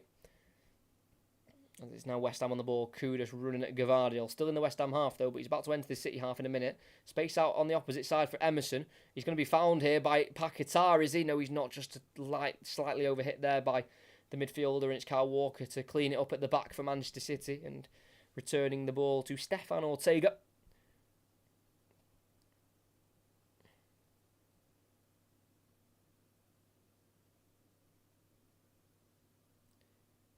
As it's Bernardo Silva on the far side, driving onto his left foot, finding Rodri. Foden's free to his left. Just took too long there, Rodri, but finding Bernardo Silva. Now De Bruyne in the box, right-hand side. Low ball, looking for Foden on the penalty spot. Well cut out there, though, by Souček. Throwing in the final third for Manchester City. They can keep the pressure alive. Still 1-1 between Arsenal and Everton. Tottenham have doubled their lead as well, 2-0 away at Sheffield United, so it does look like Spurs will get that 5th spot, and Chelsea will have to settle for 6th. City attacking. West Ham having to still defend quite deep. Rodri 25 yards out, just towards the right-hand side. It's now with Kyle Walker, who's thinking about the shot, but lays it back off to Rodri instead. It's now Gvardiol on his left foot. Furthest wide is Doku on the left, but he decides to just keep it now with Rodri. Walker. It's now Bernardo Silva with everything to his left now. On that right wing, 1-on-1 with Emerson. Finding Rodri, through for Foden. Back to Gvardiol. It's very much keep ball for Manchester City here around the 18-yard box. Not wanting to give it the ball away. Waiting for the right opportunity to create the best chance possible.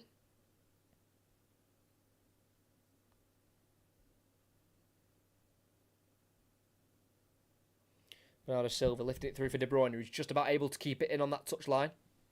Now back to Bernardo Silva. Kyle Walker. Rodri. Kyle Walker again on the edge of the box. Out wide for De Bruyne. Will he go for a cross here? Finds the ball through to Bernardo Silva. Lays it off. Rodri will strike it! And that's City's 3rd. Rodri again scores on the final day for Manchester City. And that surely wraps up the Premier League title. If it was ever in doubt, it definitely isn't now. The man who completed the treble looks to have completed the game to win City another Premier League title. Is there a bigger player in world football who has such an impact on his team?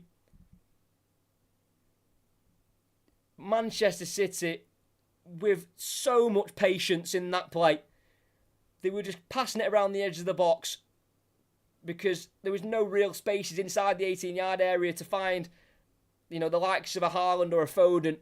But instead, they just kept it, just wasn't getting frustrated. They knew that the chance would arrive, and it was laid off by Bernardo Silva to Rodri, who went low towards the bottom right corner. Wasn't exactly in the corner. Areola got a hand to it, but pushed it into the back of the net.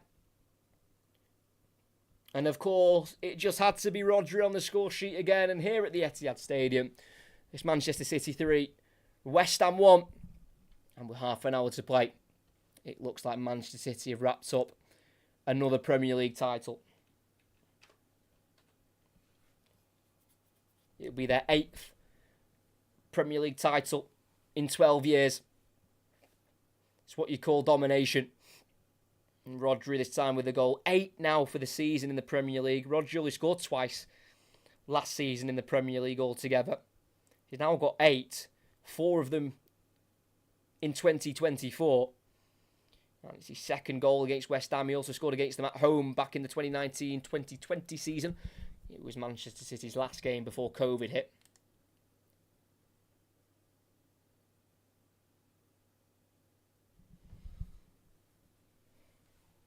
Beyond Every Valley. First day discovering this channel for Kruger Crawley earlier. I'm very happy even gave me the goals ahead of BBC. See, I'm ahead of the BBC. It's just what we bring to this channel. No, I do appreciate that. I hope you are enjoying the content on the channel as you've just found it today. Make sure everyone is liking and subscribing if you haven't already. Rodri has just brought a bit of calmness to Manchester City, because if Arsenal were to go ahead in their game against Everton, which they're not at the minute, but if they were, and this game was still 2-1, and West Ham was still in the game slightly, then it would have just caused a bit of nerves. But now they've restored their 2-goal advantage, it will more than likely mean that City do go on and clinch the title as De Bruyne deflected ball towards him. It'll be not avoided by Kurt Zouma, and it will go out for a corner on the far side. Just sliding across there, Kurt Zouma, to try and avoid this set piece, but he's not been able to. And in fairness, David Moyes has actually had a good run against Manchester City previously in his career. Moyes had a run of 9 wins from 12 against Manchester City from January 2008 to March 2013, all with Everton. But at West Ham, against the top 6 in general, he's had a really poor record against them, David Moyes. This will be his 20th loss against Manchester City in his career, 42nd time he's facing them. Foden in swinger, header won at the near post by Cresswell, drops to the edge of the box to Rodri, helps it back in with a header towards Akanji, nodded down by Zouma, drops to Foden with the shot towards the near post. And it's straight down the throat of Areola. Comfortable save in the end for the former PSG and Real Madrid goalkeeper. Now West Ham try and build out from the back. Emerson on the far side, down the line for Paquetá, returning it through for Emerson, who's made an advanced run, but he can't get away from Bernardo Silva, who returns it all the way back to Stefan Ortega, who travelled out of his 18-yard box to keep the possession ticking here for Manchester City, who just seem to win the ball back so quickly whenever they lose it.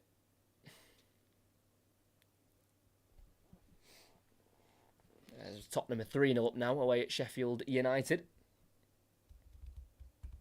Still 0-0 between Brighton and Manchester United. Palace 4-0 up at home to Aston Villa. Hat-trick for Mateta. Looks like Crystal Palace is going to be a very dangerous side to face next season in their first year under Oliver Glasner. I need Villa to score for... well, let's hope they can get a consolation goal, possibly, Aston Villa. It looks like they are getting quite the beating at the moment. Away at Crystal Palace.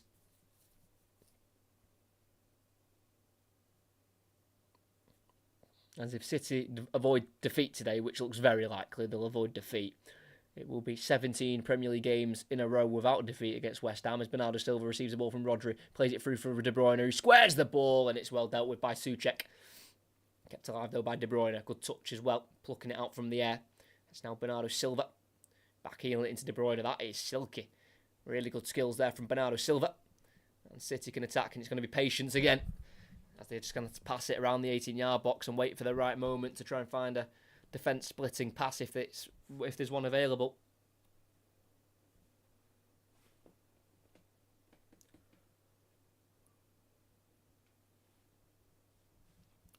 Walker. Foden. About 22 yards out, goes out to the right wing here to Bernardo Silva. Keeps it with Foden. A couple of 1-2s between the two of them. Now Rodri. Back into Walker. It's now Diaz with Walker again.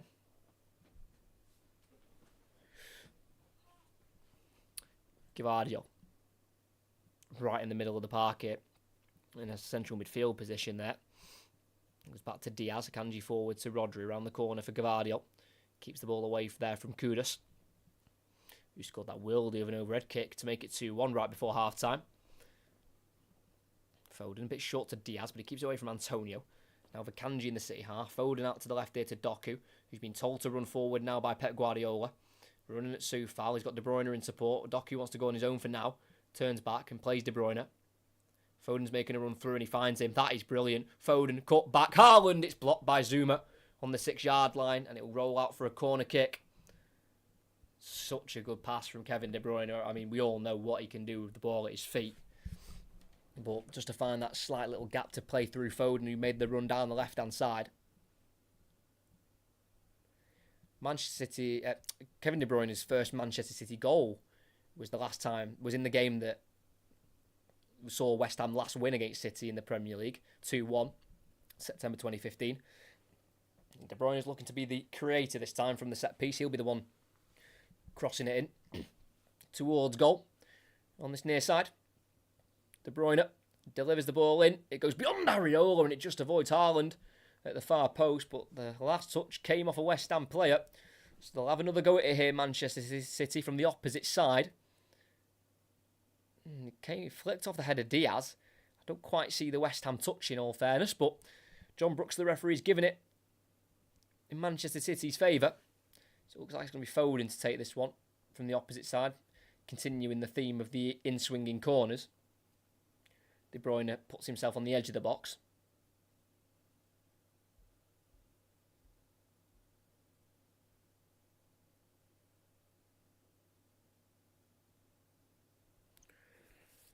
All the usual suspects in the box here for Manchester City. Foden puts it in towards the far post. It's had to be tipped over by Areola.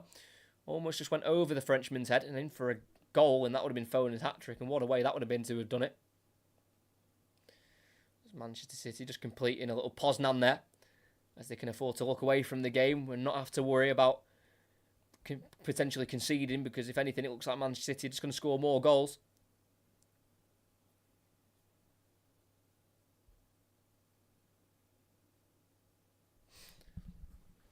So it's going to be another delivery here for Manchester City. It's going to be De Bruyne this time. In towards the goalkeeper, all the way over him, and it's had to be headed off the line by Souček. Almost went directly into the back of the net. Manchester City clearly know a weakness of West Ham is crosses right onto their goalkeeper, and it almost went in.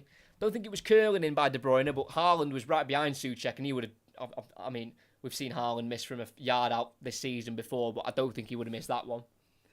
So, quarter of the game to play. It's Manchester City's day for sure.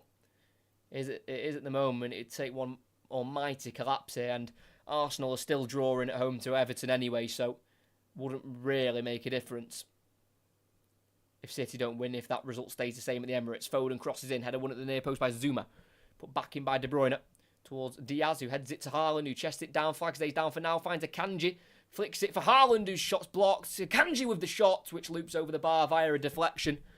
No flag up in the end. Haaland asking for a handball.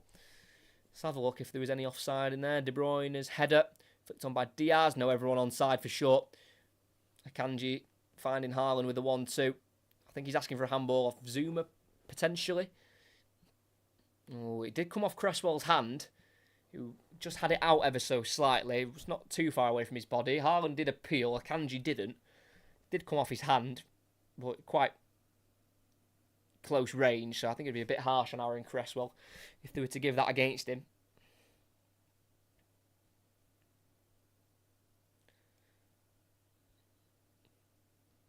So VAR waves that one away. Jared Gillett. So it's going to be a Manchester City corner on the far side. Going to be a left-footed in-swinger by Phil Foden.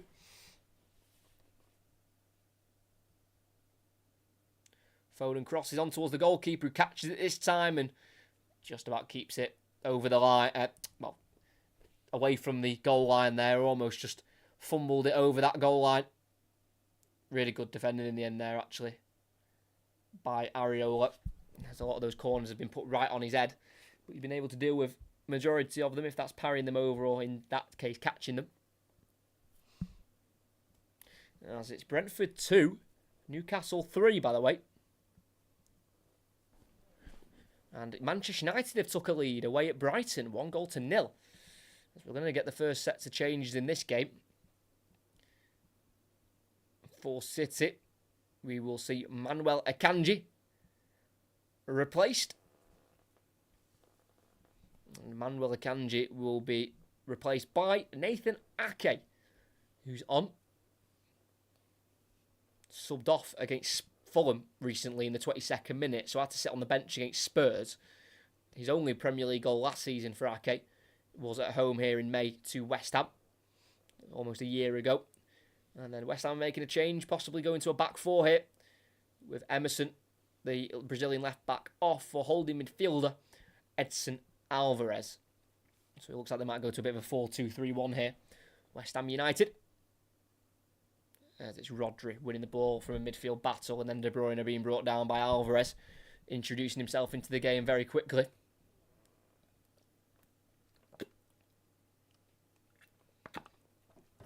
Less than 20 to play.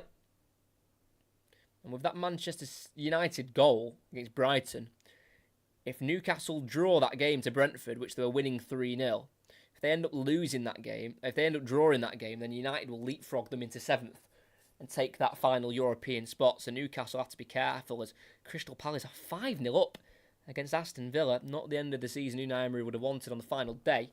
But, of course, they've got Champions League football guaranteed anyway, so it doesn't really make a difference. But still want to have some integrity at the end of the game. You don't want to get beat too heavily. As Manchester City have got it here, Ruben Diaz in the 18-yard box. Been closed down by Paquetá, but lifts it out to the right back here of Walker. He'll be his first Premier League title as captain, replacing Ilkay Gundogan, who left in the summer for Barcelona.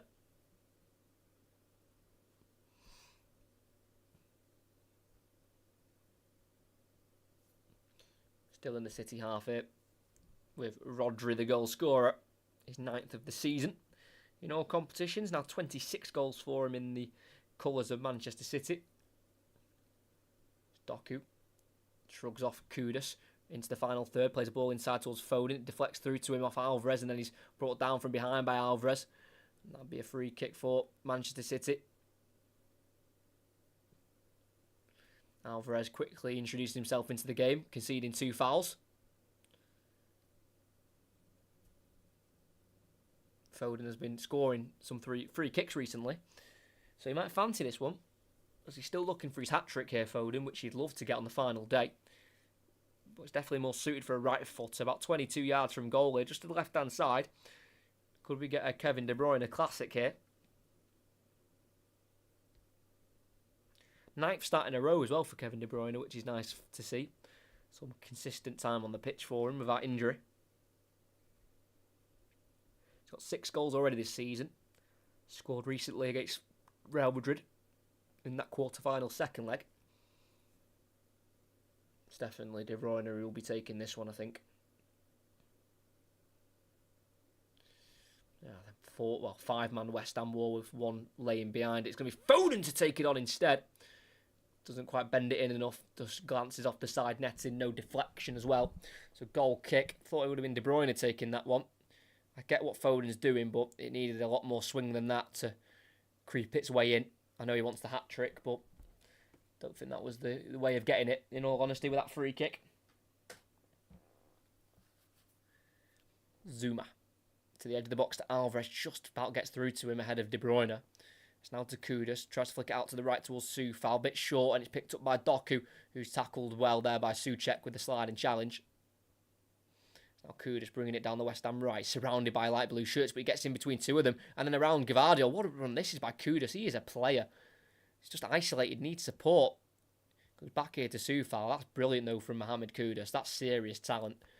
They've got a real squad here at West Ham. If they can just add a few more additions for whoever is the man to take over David Moyes.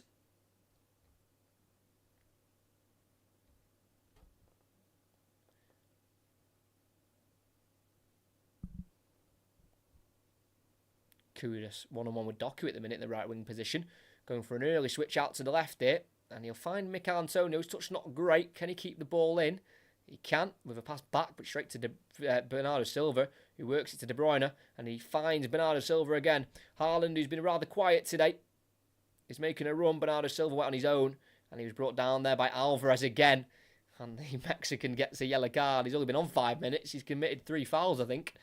Edson Alvarez, who picks up his 17th booking of the season in all competitions. Played 42 games, 17 bookings. Yeah, just caught Bernardo Silva first and then got the ball afterwards. So many goals, though, here in the Premier League.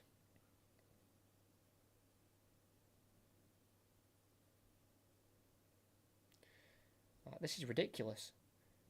And Newcastle have made it 4-2, so a bit more breathing space for Newcastle. So it looks like they're going to secure that 7th position as De Bruyne in the box towards the byline. Turns away from Zuma. And goes all the way back here to Kyle Walker. 15 minutes left to play. But just to whittle off some of the scorelines. 1-1, 4-2, 1-0, 2-1, 2-1, 5-0, 2-0, 4-2, 3-1, 3-0. Plenty of goals in the Premier League on the final day.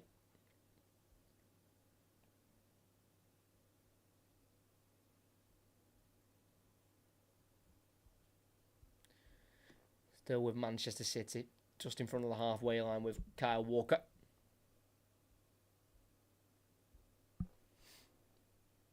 Loads of time on the ball. Finds Ruben Diaz. It's to Bernardo Silva. Foden making a run down the line. Decides to go to his left instead, inside to De Bruyne. Not many options in front of him that are clear and obvious. Plays it back out to the right-hand side here to Bernardo Silva. Still sat so deep, West Ham, making it difficult for City to have, consistent chances towards goal.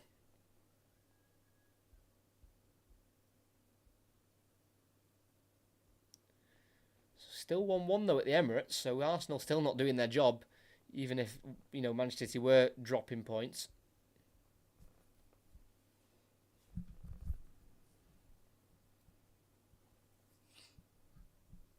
Foden. Back to the halfway line here to Kyle Walker and across to Ruben Diaz. Ake, the substitute. Feel like it's his first few touches on the ball here for Nathan Ake. Don't feel like I said his name since he's come onto the pitch. 225 appearances now in the Premier League for Nathan Ake. Fantastic landmark to hit there. Scored twice previously against West Ham. Scored last season against them, and then scored in a 3-3 draw for Bournemouth against them as well, back in the 17-18 season. Centre circle here with Gavardio. Curls it to the near side here to Doku. Going to run it Soufal again. Just chops back though and keeps it with Gavardio. Gavardio back into his own half here to Ake. Goes across to his centre-back partner of Ruben Diaz. It's just a matter, I feel like, of just killing this clock for Manchester City. They want the party underway as soon as possible. But West Ham have lost 15 of their 17 Premier League away games here at the Etihad. It looks like it's going to be 16 from 18 as Bernardo Silva chops in on his left foot and sends that shot very high and very wide. Bernardo Silva looking to score for Manchester City for the first time in the league since the 13th of January against Newcastle. Yeah, not a good run here for West Ham. Like I say, 15 defeats in 17. Not losing in September 15 when they won and then drew here in January 2008. So it looks like it won't be the memorable game that David Moyes would have liked as manager of West Ham as he is leaving at the end of the season. His 96th loss as the manager of West Ham. Obviously took over in two spells from November 2017 to May 2018 and then rejoined in December 2019. But it'll be just 3 wins from the last 15 games of his time here. Not a great ending for David Moyes, the 61-year-old. I wonder where his job next will be for David Moyes. I'm presuming he won't end his career, obviously. I'm presuming he'll move on somewhere else. Maybe Premier League. It's got to be Premier League, hasn't it? Surely. Won a European Cup last season. I know it's the Conference League, but we know how hard that can be to win. Aston Villa showed that. Very difficult. Olympiacos did really well in that game. 10 minutes to play it. City still lead 3-1. Very much, well, it's been attack versus defence pretty much the whole game, but more so now than ever.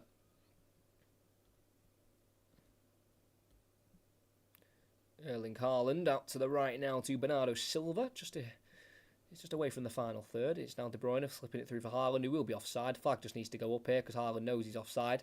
And the flag does go up before Haaland can get any kind of shot away. So free kick in the defensive third here for West Ham. Still 1-1 between Arsenal and Everton, which isn't great, really, for Arsenal. As we're going to get another change here for West Ham. Mikel Antonio will be coming off it. Contract does expire at the end of the season for Mikel Antonio. That doesn't mean he's leaving, but there's been no news of a renewal yet. And Mikel Antonio will be coming off here for number 40, George Earthy, who joined West Ham at under 6 level. And he scored his first senior goal for West Ham in their last game against Luton, which was a real proud moment for George Earthy. Made his debut in the Europa League last 16-second leg game against Freiburg. He's played twice in the Premier League before, scoring, of course, in that last game to Luton.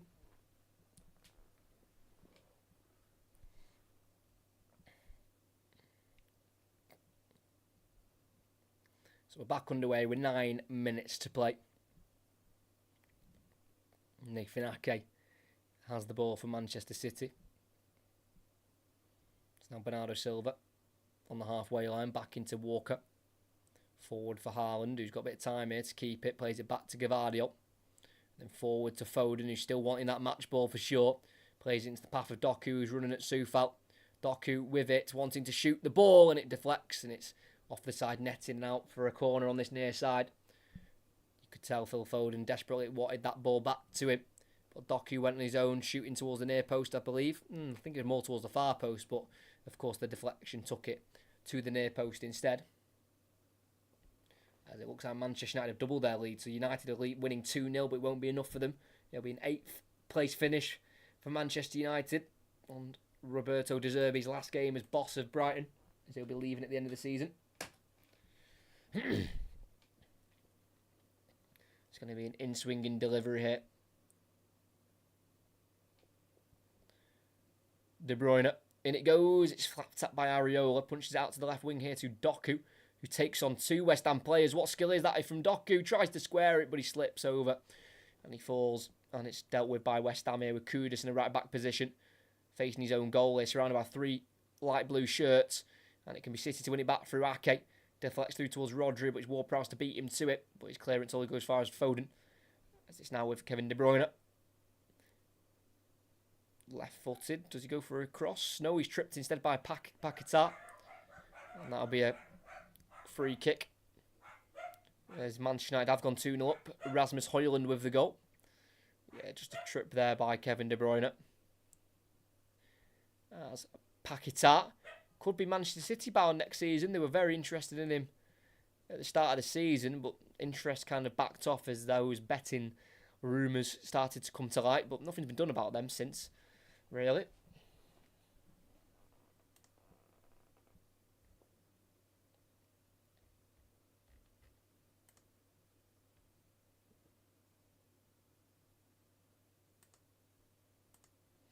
So another chance of a delivery in the box for Manchester City. Bit like a corner, really. A better angle. I say it a lot during my commentary, but it's a better angled corner, really. De Bruyne, in it goes. Flicked on by Haaland. It's just wide of the far post. Not far away at all. Erling Haaland has had his chances today. He really has. Like normal, not really been too involved in the build-up. But he has had his chances to get a goal of his own. That time, the De Bruyne cross in. He beat Cresswell to the header. Oh, it came off his shoulder. Oh, if it came off his head, then that's probably an Erling Haaland goal. He looks like he'll be winning the top goal scorer. He'll be winning the Golden Boot for a second year in a row. Erling Haaland. 6 minutes to play.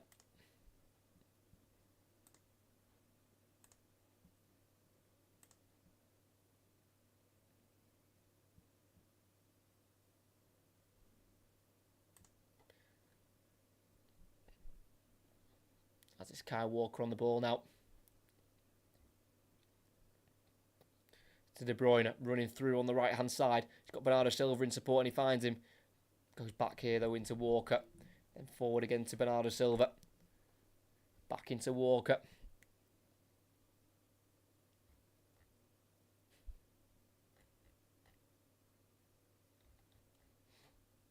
Now Doku on the near side. Taking on Soufal and Kudus. Doku's on his way. In the box. On his right foot. Tackled by Soufal on the recovery. Cleared by Zuma. Stowe did a little bit too much there, Doku. As he wins it back, though, for Manchester City. No, he doesn't. Well, he did. But through foul in Souček. Didn't do it cleanly. According to the referee. So Manchester City. With 4.5 minutes to play. And West Ham are going to make another change here later. Lucas Paquetá, who could be playing here next season as a Manchester City player. He will be replaced by number 18, Danny Ings. He's not really had a memorable season. This is appearance 225 for him in the Premier League. Just the 1 goal this season. That is in the Premier League in a 2-2 draw in mid-March to Burnley. Just started 2 games in the new year, Danny Ings, to Sheffield United and Fulham.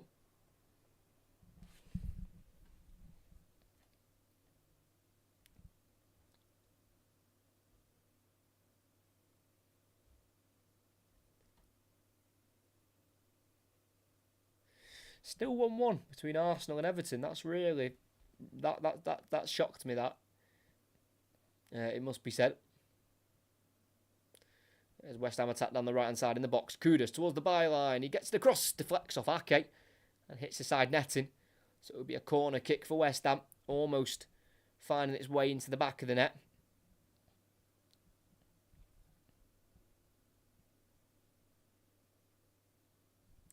Ake doing his defensive work there, even though they have conceded the corner.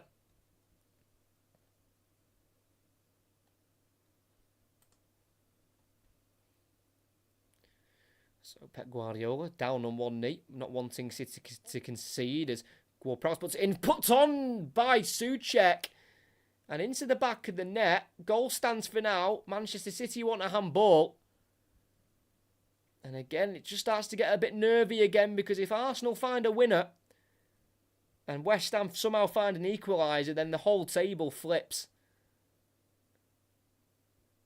We know Ward-Prowse can put in a good delivery. First touch came off Mavropanos, or off the arm of Souček. That can't count. Put his left arm towards it, almost just palmed the ball in with his left arm. That surely can't count as a goal. The fact that Souček even wheeled away in celebration, and that's very quickly been disallowed for a handball. That's where VAR needs to be used, because of course the referee might not have the angle to see the handball. You know, you just don't know these days. But yeah, you know, you can't just use his arm to put it in, literally. No shame on that by Souček at all, is there? Thought he'd get away with that. Obviously not. So stage 3-1 hit. As Manchester City want to try and do another Poznan again.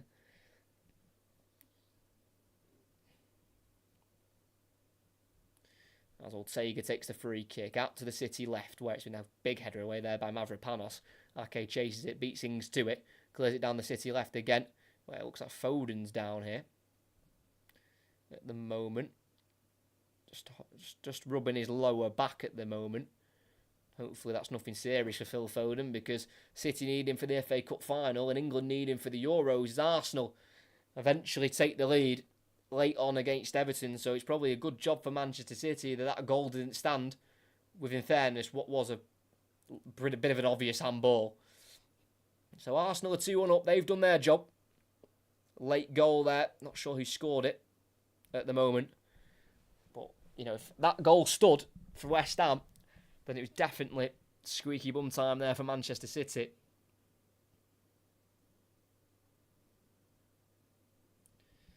But we're about to enter added on time here, as Arsenal scored through captain Martin Ødegaard. No, tapped home by Kai Havertz in the end. So added on time here at the Etihad. Oh no, we're going to make a change. So no hat-trick for Phil Foden, who's just hobbling off with his lower back hurting. Hopefully that's nothing serious, as he is given a warm round of applause by Noel Gallagher in the stands. And he'll be replaced by number 8, Mateo Kovacic, who had started 5 of the last 6 games. Been a big part of the run-in for Manchester City. But it looks like Phil Foden will be okay. Might need just a bit of ice on his lower back there. As Haaland throws it back to West Ham, who were in possession of the ball. And 5 minutes have been indicated by the fourth official, Sam Allison. As Adson Alvarez on the edge of the 18-yard box for West Ham, bringing it forward, playing it to his right to Souček.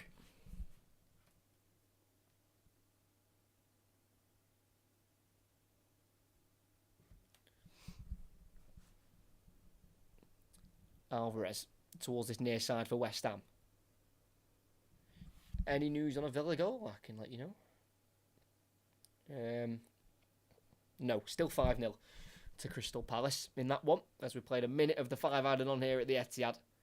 It's party time for Manchester City. 4 in a row. No one's ever done such a run like it in the Premier League. It's on the halfway line, near side. Kudus trying to get beyond Doku, just keeping it simple. Going back to Souček, and the ball forward up towards Ings. Diaz heads away. It'll be controlled by Bernardo Silva, who volleys that into the air. Zuma will have to deal with it. Header forward by Kurt Zuma, headed down by Bernardo Silva to Rodri on halfway. Now to his left to Mateo Kovacic, the substitute. Gets in front of Ings and plays it to Doku on the left. He takes a touch forward here and finds Rodri in the centre circle. To the right to Bernardo Silva. In the end, overall, for the majority, it has been comfortable today for Manchester City. 1-0 up in 79 seconds. Then 2 up in 18 minutes through Phil Foden scoring both. West Ham did get one back before half-time, a Kudus overhead kick. But they were able to get back their 2-goal advantage. So it was only nervy for around half an hour here at the Etihad Stadium. But with half an hour to play, Rodri made it 3-1. But it's been more than deserved by Manchester City. 28 shots, 12 on target, 75% of the ball. West Ham almost had a second with Souček near the end there, just before Arsenal put themselves back in front, but Souček quite deliberately used his arm to put the ball into the back of the net. Of course, Foden given player of the match. That's no shock there. As Mavropanos towards the corner flag for West Ham here. Back heels it away from Haaland. Decent defending that, in fairness. Now with Areola, the West Ham goalkeeper in the 6-yard box. To the left now to Cresswell. Turns out, needs to clear if possible. Gives it back to Areola, who then plays it to Edson Alvarez, who took up a left-back position of his own here. Getting away from Bernardo Silva. And it's Cresswell to clear it. Toward Ward-Prowse. Decent touch that by Ward-Prowse. Playing it inside to Ings. Kudus is free on the right. Ings doesn't play it to him. Goes out to the left instead to Ward-Prowse. Is there a final chance here for West Ham? Having to go back to Cresswell, and Manchester City have got everyone behind the ball now, bar Haaland. So, looks like the opportunity for another goal for West Ham might have just disappeared. But Cresswell's been found here in the final third. He'll try and cross low.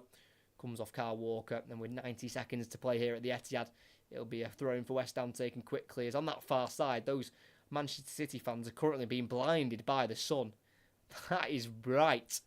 Hopefully they've bought their caps and bucket hats and shades to try and watch the ending to this game. Alvarez switch out to the right. Kudus, it's almost a good touch with his chest, but Gvardiol just got in front of him to nick it away from him.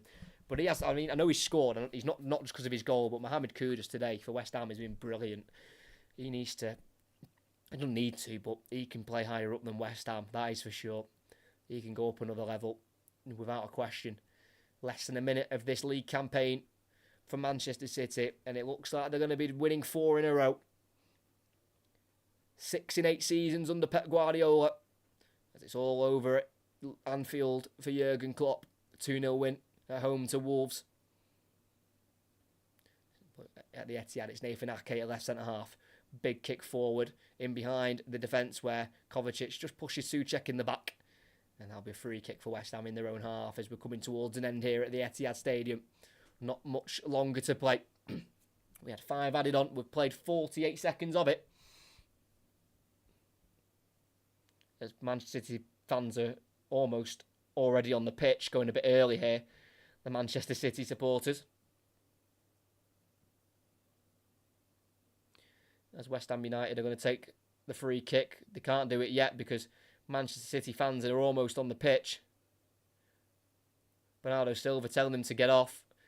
Manchester City players frustrated here. Bernardo Silva not happy at all.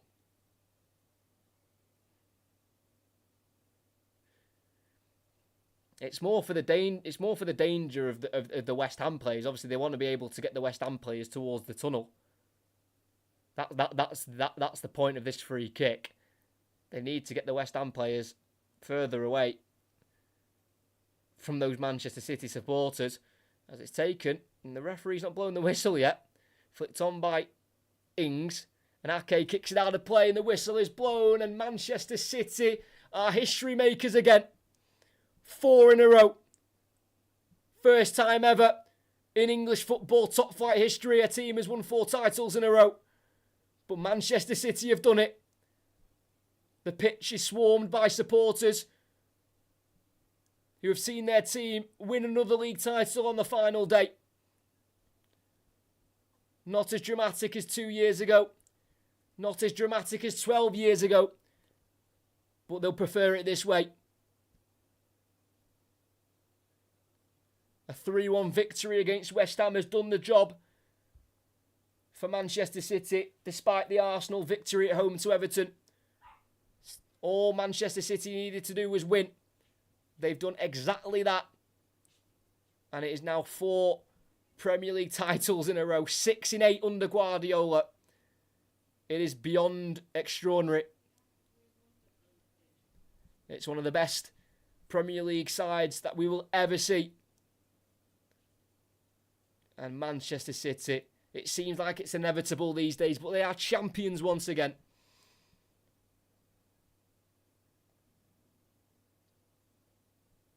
But of course, they're not just champions again. 4 on the bounce, 6 out of 8, 7 out of 11. It's dominance. Of course, there is a dark cloud of the 115 charges that simply won't go away until there's a conclusion to that case. But for now, while there's no verdict of guilty or not guilty, you just have to admire this Manchester City team and what they have brought to this league in terms of the style of play, the way they play football. And it's scenes at the Etihad as the crowd find themselves on the pitch. The Manchester City players just around the tunnel. And of course they're going to go and get their champions shirts on. And then soon as the players leave the pitch, they'll have the trophy celebrations. But what a day for Manchester City. How many days like this have they had in their recent history? It's becoming all too familiar. Another title lift at the Etihad Stadium. West Ham couldn't quite do Arsenal the favour they needed. They did get it back to 2-1 just before half-time with the Kudus overhead kick, but Rodri's third, well, City's third through Rodri in the 60th minute, really put the nail in the coffin. And just mesmerising stuff again by Manchester City. Arsenal almost perfect in their running. Their only real slip-up was at home to Aston Villa, but that's all it takes when you come up against a team like Manchester City. One slip-up and your season can be thrown out the window. And it's another season for Arsenal without a trophy. City going for a double. Can't quite go for a back-to-back treble. But it's a double they're going for. They've won the first of 2 they need. They've got an FA Cup final coming up against Manchester United. But at the moment, for today, they'll celebrate what they've achieved, but then full focus turns back onto the pitch on that training field where they'll have to prepare for that FA Cup final to Manchester United, who won away today against Brighton. But it's Manchester City's day. It's Manchester City's season. It's been Manchester City's decade in the Premier League as once again they have their name on the Premier League trophy. Thank you for the coverage today. Thank you very much for joining. Hope everyone did enjoy. Make sure you like and subscribe if you haven't already. That will be the end of this live commentary from the Etihad Stadium. We've got 2 coming up next week. We've got Atalanta against Leverkusen, the Europa League final on Wednesday night. And then we're also covering Leeds taking on Southampton in the Championship playoff final. That is on the Sunday. I think it's 2 o'clock kickoff. So just 2 commentaries coming next week, as obviously club football is coming towards its end now. So we'll have a lack of commentaries for the next few weeks, and then the Euros are back underway, and then we'll be back commentating once again. But here at the Etihad Stadium, it's Manchester City who had to win. They did just that, did their job, collected the 3 points. It's another title win for Manchester City. It's 4 in a row. First time ever in history it's happened. They are unstoppable, they are inevitable, and they've won another Premier League trophy. It finishes here at the Etihad Stadium. Manchester City 3, West Ham United 1.